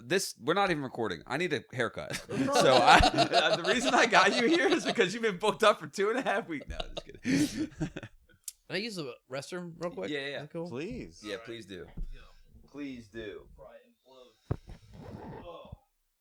Mike, where are we at, dude? We're timed up? What? Hour and a half, but that's like all of time. I also like. Okay, heard. I start recording early. Yeah. We'll probably just do like another couple minutes and wrap up. Hey man, here. take as long as you need. I literally just figured out who he was. I was like, I know he's familiar. Why is he familiar? Where do you know? For like an hour. Well, I realized he owns the fucking hair. Oh, just now that we said it, I got you. Because I didn't give you any. I didn't give you any. This is who this person is. So you like, really didn't. Our guest will be here at this time. You're like, okay. Yeah, I should ask more questions. Well, no, I kind of liked it. I like that though. You know, I like the. What am I gonna do? I know plenty. So if you don't, you might ask a question that I'm just this guy. I don't. But like. Yeah, and you might ask a question the listener might hear. Seriously, that's funny. I've been there a couple times. I used to go there for a minute. Damn, where do you go now? Let's start the beef. I be going to Cutting Up. Oh! I don't have any like real reason because I go to a different. Shots fired. Shots fired. They have like 12 people in there, so you never wait. Yeah. I never have the same person twice, which is a good thing and a bad thing. I don't know what I want. I've been going in there like, look, I'm like trying to look like a horse. Give me a horse mane. What does that mean? I don't know. It's a mohawk. I'm not going to stand up. I don't know what I'm trying. I don't know what I want. I probably am the worst fucking customer, honestly. Because I was just like, just shave the fucking sides. I don't know. What do you want on the sides? Like, as long as you're happy with it, they don't care. What's a 2? I don't know what I do. I hate it when they do the numbers. Like, you act like I know what the shit means. Yeah. What about a 4? I'm like, I don't fucking know. I'm sure that's standard to you. Or to even. Me, I'm just like, what? I was like breaking it down to people and telling them what it means. You know, some people. What does it mean? Tell us what it means. Yeah, like we people can think it's like, what is it again? You're Zinner? Increments of. You're a Zinner? I am, yeah. He's a sinner and a zinner, baby. People. Would you like one? I got 2. I got 2 Upper Deckies in right this second, He's bro. way ahead of you. Way ahead of you. If my eyes were open, Zin, if you'd like to sponsor, by all means. Oh, I didn't tell you? Okay, they've been hitting us. Yeah, sure, I'm sure. 100,000 a mention. Oh yeah, I bet. I want to get in on that action. Yeah, There's enough to go around, baby. Zin, dude, poster Zin boy for life. We got you. Just think of me, chipmunk cheeks, Chipmunk. dangly earring, cross earring. Zin In the gym, I can get a Jack Harlow curls. Dude, the cross earring's fucking cool. The dangly cross, I don't know what it is. Like they've been doing it since the 80s. It was cool as shit in the 80s. No reason it's not cool now. Anyway, I don't like the dangly. I mean, it's not for everyone. That's my day. It's not for everyone. It's Yeah. Well, good for you, standing in what you believe in. Yeah, fuck yeah. Yeah, I'm here to go against the Even grain. if it's the cross of your man god. Yeah, not feeling it. Nope. Well, for me. also, don't have that cross dangling. I said that's it, right. and I also said I haven't frequented his place, so like he could also be like a fuck you. Yeah, that's what it is. And I respect that. You should. Anyone who doesn't come to my business, anyone who doesn't listen to this podcast can get fucked. That's true. Yeah. Like, Anyone it's the same thing. Well, no. Well, is it not? No. I haven't freaking his visits get fucked. I agree with that. I get it. And I accept it. No, really though. If you don't listen to this podcast, to all our haters, you can suck our dicks. Fuck you. Please subscribe though. Honestly though, please subscribe. Don't even do it for us. Do it for Sheila. Yeah. No, seriously though, we mean it. Please subscribe. Also, if you don't, suck our dicks. Soon we're gonna bring Sheila on, and then whatever. Yeah, we're gonna have Sheila herself come on and tell you motherfuckers to subscribe, and then don't. Sheila's Jesus your mom, is right? watching. Sheila is my mom. She's a saint. She is a saint. She's Saint Sheila. She'd have to be. She's Saint Sheila, exactly. And we're going to get her to talk about it. As reluctant as she is, we're going to get her on here begrudgingly. One thing I will say about Dave, a little compliment, is I won't give you too many, trust me. Yeah, my head's big enough, dude. Yeah. But go on. But please continue. Let me not stop. You don't get like territorial, or if you do, you're good at hiding it. I personally find it super unattractive to have that. The podcast thing is the one thing, like obviously, but when people have that as an electrician, as a barber, as a tattoo artist, I don't like the people who get mad when you go to someone else. Like, I've had people try to hide it from me that they use a different electrician, and it's like you're like, I know I didn't splice this shit. yeah. Or it's like they think I'm gonna take it personal, and it's like, well, bro, I know I'm not the cheapest in town, right? Right. I'm not blaming you. Also, it's your work, your skin, your hair. I just feel like to take it personal is just a pussy trait. Yeah. It's just like, that's just insecurity, or that's fear, or that's taking it personal when it's not personal. It's this guy's hair. If you don't want to go to you, don't go to you. I mean, if you know all the barbers in town suck, then maybe you should take. I don't even think it has anything to do with that. Like, I hate to sound cocky, but I know that I'm really good at what I do. That's where it should come from. Self-confidence. So, I know that I'm good. And the two guys that I know that I've seen firsthand, like, be really hardcore with that. Oh, yeah, he was fucking used to be loyal to me. Now you're going. And I used to work alongside of one of them. Yeah. Two of them. Yeah. Two of these guys. That's loyalty thing. Call them out. You're my barber. Yeah. I pay you. Yeah. Every time I'm here, I pay you. It ain't like we're... Right. This is a transactional. It's very transactional. And what I always say to people, it's funny because people automatically assume that you're going to be that way. That's what I mean. That's what you know, like I'll see Mike at the grocery store and like he's checking out and I'll be like, hey, what's up, Mike? And he'll pretend like he doesn't hear me, you know? And I'll be like, his hood up really quick to hide his hair. They'll like turn their head, like look down at their phone. And you're like, Mike, I said, what's up? And you're like, and they automatically, they're not like, hey, what's up, man? How are you? They're like, oh, hey, what's going on, man? I'm sorry that I haven't been in a little while. I moved up the street. You're mad. It's like, they don't even want to see you if they stop going. It's I always tell people like, hey, look, dude, you don't owe me an explanation. Yeah. It's cool. Wherever you want to go. And also, you're not Dave's Barbershop. Mm-hmm. You're Dave. Yeah. You know what I mean, though? Yeah. It's like, I'm not, I'm Justin. You should That's be in the grocery another store, big I'm Justin. Thing that I hate about it. Is it becomes like such a personal relationship because you share so much with this person. For sure. It definitely... You're half therapist. I mean, there's jokes about it, but barbers and stylists are half therapists. Yes. We're there to, to give you our unprofessional, unsolicited advice. Yeah. But it does feel a little more personal. But yeah, getting back to what you said, like I'm a person too. I would say that to Nick all the time. That's how he got kind of burnt out. Whenever I see people out somewhere and they know me as Dave the Barber, they'll walk up to me like, so man, like, how's business? And I'm like, dude, I was just there for 10 fucking hours. Like, do you really care? Can we talk? I'm a person too. Yeah. Can we talk about something else? Yeah. Anything else. Politics, religion. Let's cross all those off the list, all those taboo subjects before we get into my business that you could give a fuck less about. That's okay that you don't. Yeah. And it's super okay. Right. And I know your intentions are pure. Yes. You don't know what to say. You're trying to spark up in the conversation an olive branch. But we talked about earlier, the pleasantries. It's just like, it's not even real. Yeah. You don't care about what I say. Yeah. I could just say words back and you wouldn't give a fuck. It's like, I don't really get that. Small talk is lost on me. Yeah, me too. Yeah, it's a necessary evil. I think it is. It is. Especially like, I'll be on a dating app. Someone's like, "What's your favorite color?" I'm like, "What happens when we die?" I'm like, "What do you feel about the death penalty?" Some people just don't have that depth. And when that's evident, you're just like, "Oh, fucking, I'll see my way out." Yeah. Or I'll ask them how many 10-year-olds they can beat up with a baseball bat or wearing motorcycle helmets. Oh, you haven't done that in a minute, maybe. Yeah. How many 10-year-olds do you think you could take out? If they're wearing motorcycle helmets? They have motorcycle helmets on. You have a baseball bat. There's an unlimited amount. So I'm looking for a number. Am I taking them all on at once? Yeah. But they're not organized. They're like... They're as organized as 10-year-olds would be. You've seen kindergarten soccer. Dude, I don't know. Well, that means they're all running at you. But 30 of them? 30? Yeah. There we go. Fair number. Well, I like the game because I like the question. I like the hypothetical question for a couple reasons. We're talking about beating up 10-year-olds, number one. Yeah, well, number one, it makes you have to think about it. So to give a real answer, you have to, in your head, you were just doing it. I did. I was like, dude, so one good crack of of the bat. You know what I mean? Yeah, like really throwing your torso into it. So when someone doesn't think about it, they just say a number. It's like, that didn't work. Because I need you to think about it. Yeah. It's like what I think Lovis CK has a bit about when someone says the N-word. He goes, I hate it when someone says, not the actual N-word, but when says the N-word. Because then you're just making me say it in my head. You're making me say it in my head. Sure. When someone goes, so-and-so said the N-word, it's like, well, in my head, I just said the word. So now you made me say it. You know, it's like Inception. It's N-word Inception. I also appreciate you're not too religious or whatever to not answer the question. Oh, yeah. No, he's not gay. I'm above this question. I know. Obviously. And that tells me everything I need to know about how our conversations will go. If you're like, I can't answer this. I work with children. Some people just aren't fun. Oh, my God. No, I work with children all the time. That's how I thought about it. I'm like, dude, I know so many 10-year-olds. Yeah. You're like, well, I don't know if we're talking about. Yeah, exactly. You're like, Darren. It would take. Darren's a tough little bastard. Right. And then you're like, Michael, I could fuck Michael on me easy. You're like going through the kids. Right. If it was all Darren's, then 50. You know. Right. But we're factoring Michael's in. It brings it down a little bit. You know. Exactly. So 30. 30 is a good number so I like it because it makes people have to beat up kids in their head.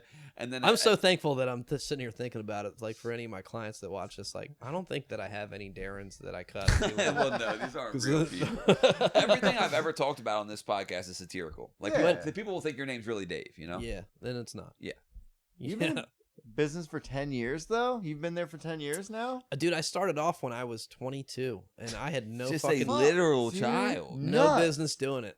Dude. I had no business plan. It was just I was barely allowed into other people's businesses at 21, bro. At 22, it was like I couldn't even be near a business, you know? I was very lucky though. I don't know. Or maybe I wasn't, right? Maybe it's something I worked for. I hate people like, no, it wasn't luck. Well, kind of, a little bit. I was lucky that I found something that I liked doing. Yeah. That I was naturally good enough at. That's a blessing. And I had started doing, I never wanted to do it as a career because I definitely put myself up on this pedestal. And I made that joke about you being a blue collar guy. That's how I feel like people look at me, because that's how I look at me. I'm like, man, I feel like, and it's going to sound so pretentious to say that I'm wasting my life or my talents or whatever, but I would have liked to have went to school, got a degree. Maybe I will. Maybe I won't. I don't know. I still love doing what I do. But, you know, the impact that I make, like, could I be doing more, you know? Sure. But I bet that the impact's a tough thing to judge, too. Right. You know? Some people could be in that chair, you know what I mean?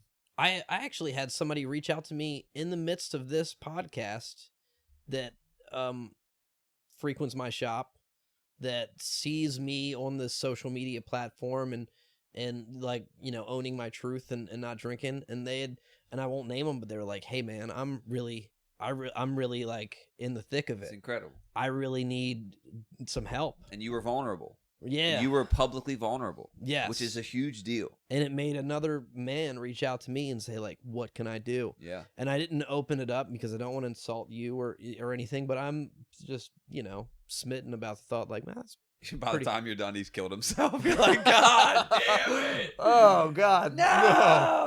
No, I don't think that. I think that vulnerability is a superpower.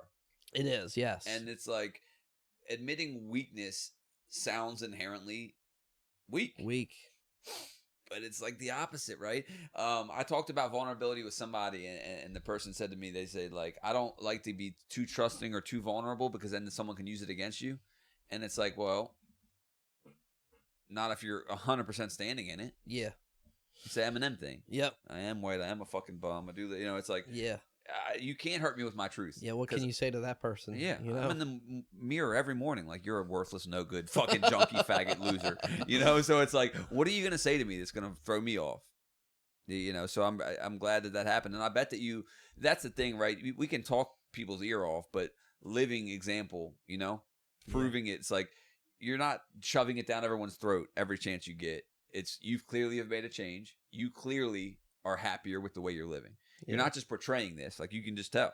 So that's the best way to probably spread the word. I have people that I think are intimidated by it that'll like poke fun at it, and you know, maybe they're worried that I'm going to get on them, but I don't do that. I don't preach to people.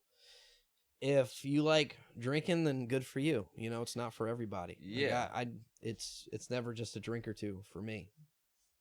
It's always, you know, like I have to recount through stories of like how I lived my life the night before, and I just didn't like that. But that's an interesting way to put that. Yeah, you're not even there experiencing it. No. You're getting to hear about this. Like, What other dude, it was so crazy. You were laying on the floor of. You were at this is a real story. Right. You were at the bar for this. There was a fight that ensued between some women, and you were there. It's Memorial Day. Nautical Lounge. I was there. And somebody had told me the next day that I was laying on the floor of the bar. This is like, pour it in my mouth. And they were fountaining beer, and they're like, dude, you were a mess. Like, oh, fuck. Yeah. I remember it was a multi-generational fight. Yeah. It was what's her name, and what's her name's mom. Yeah, exactly. That's exactly who it was. What's her name, and what's her name's mom. Yeah. That was exciting. That seems to be a reoccurring thing for what's her name and what's her name's mom. Seems healthy. Yeah. Whatever, dude. It's whatever. Seems like close, you know. Floats your boat or finds your lost remote. But yeah, that is how you were drinking. That's how I was drinking. To excess. Definitely to excess. And it doesn't even have to be that. That's another thing. Like I like to reiterate, it doesn't have to get so bad. You can just go, I don't like being hungover. Yeah. And you know, it's like I had a point or like this is poison to my body. This is slowing down my digestive system, my protein synthesis, whatever it is. You know, there's beer shits. So you don't want beer shits ever again. You know what I mean? It's like the BGs the next day. whatever the reason is good enough. Yep.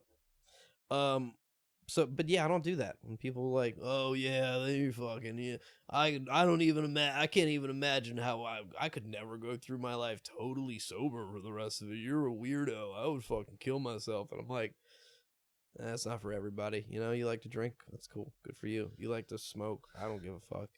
Doesn't affect me any.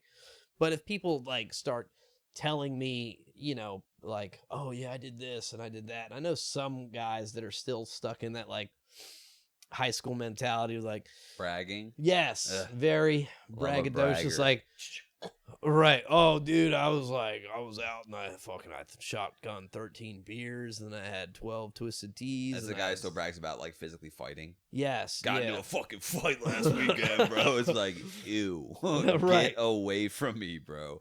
And you know, these reoccurring problems keep seeming to happen in this particular person's life. I feel like I'd be remiss if I didn't say, hey man, like, I know where you come from. I know who you are. I know that this keeps happening, and you want to like make jokes about these things and like make light of them, but they're actually pretty serious. Maybe you should not drink for a little bit. And I'll challenge some people. Yeah. And it's people that I care about, and it's, you know, people that I love. Like, dude, go 1 month without it. And that's interesting. You're not saying like, put down the booze and pick up the Bible. No. You're like, hey, there's this thing that's being problematic or deemed by that person problematic, right? Try removing that. You're not like, do this. This is the one way to do it. Yep. You know, you have a God-shaped hole in your heart. You know, the Jesus-sized void. And one thing that can fill it is Jesus, you know?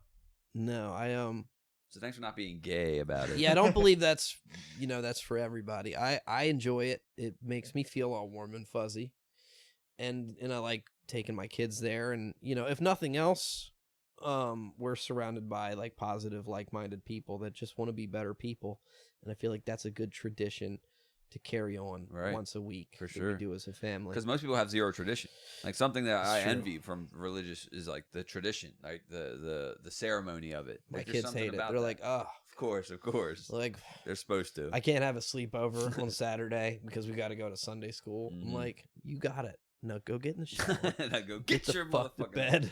Let me ask you this. We're gonna wrap up here soon. I have a segment, things I think are gay. What's something you think is gay right now? Like something that you don't like. Wrestling. Wrestling? Yeah. Like worldwide wrestling? Like WWE. Nice. That's the first thing that came to mind. Hey, if it's the first thing somebody that came to else had made the point, and I think it was Joe Rogan, but that's what popped into my head. And it's like, he's like, there's two guys that meet in a ring wearing spandex, actually gay, okay, or underwear, and they're fighting each other, and the one guy's holding the other guy down, but not really. But not really, though. That's pretty gay. But that's not what you were asking. I just meant like, gay in like the old 90s terms, Oh, like people claiming like people, everyone who, it's these social justice warriors. Ooh, there you go. I think that's so gay. It is gay, isn't it? Yeah, it's like, what did you do? What are you trying to like overcorrect for that? Well, yeah. I can't say this word or whatever because that means that I'm racist or I don't like handicapped people or whatever, right, whatever it is. That's gay. It is. I think that that's something that, like, as we progress, I don't know. I feel like it's a generational thing, like they're trying so hard, this next generation, to be more tolerant. And maybe it's because we were all assholes, and maybe the next generation is going to be like, you guys were tolerant. That's fucking lame. You're a bunch of fags, Right. And it'll be acceptable to say that again. Well, I'm holding on hard to words like gay and retard. Yeah. And I feel like I'm one of the last fucking, like, and then I get excited when I hear people say that. Me too. Because I never used to refrain. I never used to be like that. That is not smart. Right. It would just flow out of my mouth. Yeah. Like, that's and retarded. now you refrain more.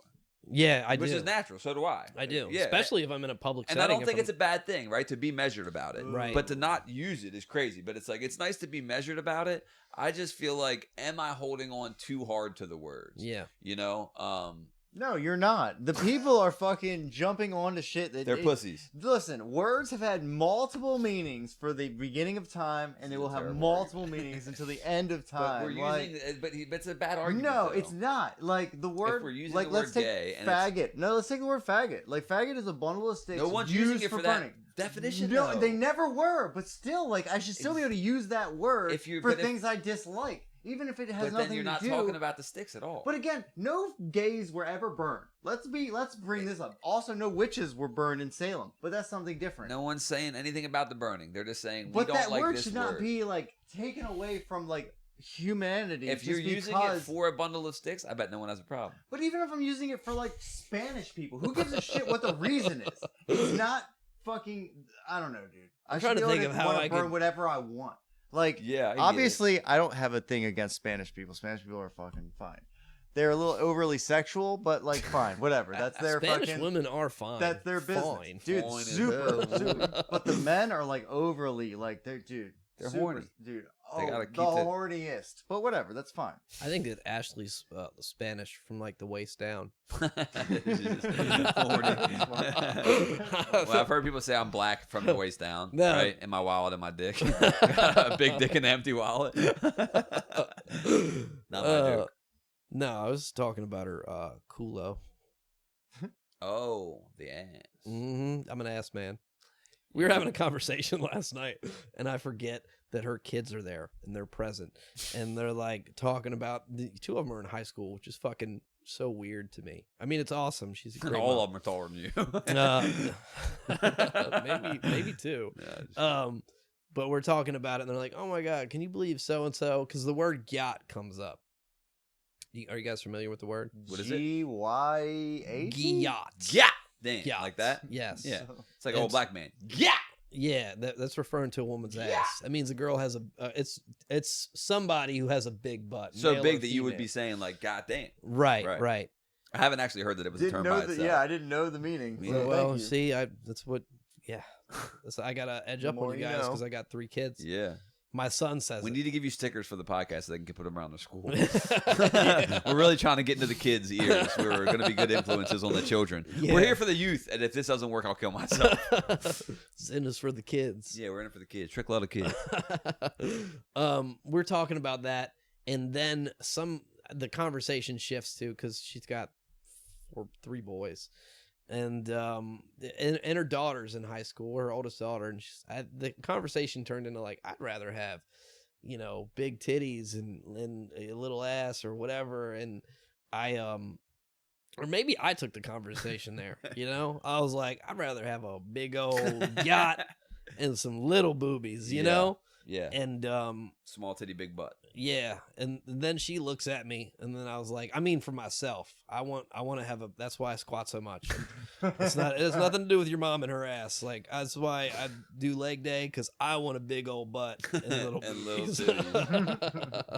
Ass man. Yep, that's me. What's something you're looking forward to? That's a super general question. It could be like obviously this podcast ending, but besides that, what's something you're looking forward to? That's a good question. I like to ask people. Something I'm looking forward to. Could be something super small. Could be something big. Could be something tonight. Could be something next month. Could be nothing. Genuinely, just anything you're looking forward to. I'm looking forward to spending more time with my kids, watching them grow, trying to travel more with them. That was like never really a big thing for me. My parents didn't travel. We didn't go on many family vacations. I'm really looking forward to that, and travel more myself too, because I'm a person. You're still an individual human being. Yeah. One thing in particular I'm looking for is I didn't go to my first concert until 2020, I think it was. Whoa! Ever in life? Ever. Damn, who was it? Taylor Swift? It was Incubus, Sublime with Rome. Nice. There was some girl band that was an opener, and they were really good, but I cannot remember. I was drinking at this point in time. Right. Yeah, I know. What's next? A girl comic? Yeah. Fucking Fat Chance. They're not funny. I'm just kidding. They're funny. So convincing. But that was a big thing, when I became a newly single man. It was like, I'm just gonna say yeah to whatever the fuck I get invited to. Right. I haven't got invited to any orgies yet. I was really holding out hope for that one. I'll send you an invite. Thank you.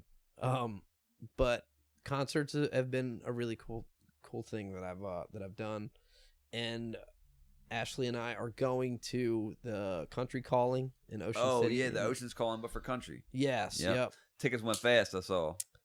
Yeah. Funny thing is, like, I got tickets and she got tickets. I was like, I got tickets, and she's like, I got VIP tickets, and I was like, well, I don't have tickets anymore. That's what you said. Yeah. I'm like, okay, well, I guess I'm selling my tickets, and we're going VIP. Wait until a week before and sell them for double like everybody else. Honestly, that's exactly what I'm gonna do. You don't expect me to be this altruistic, like I'm just trying to recoup my money. Yeah, nah, fuck that. We gotta eat. No, somewhere in between those two. Yeah, right. Groceries are expensive, but I do feel a little slighted. You know what I mean? It's like, hey, look what I got us. Oh, true. You're all excited to show. Yeah. She's like, I got VIP tickets. Pats your head. Oh, I got the good ones. That was cute. Yeah, right. I'm really looking forward to that in particular. Yeah, that'll be fun. And then it's a few days with John. Yeah. We got the 2-day pass. Right. We'll be staying down in the That'll ocean. be a blast. Down the ocean horn. And I'm loosely planning on doing Legoland. Didn't taking the kids there this summer. Is that in Cali? It's in Florida. Florida. It's the poor man's Cali. Yeah. You got to work with what you got. I'm just a barber. It's a lot of haircuts. Yeah. Take everybody down. Well, dude, thanks for coming in. I won't keep you all night. I'll let you know about when the orgy is. Okay, yeah. Like, subscribe, eat a dick. Yeah, what he said.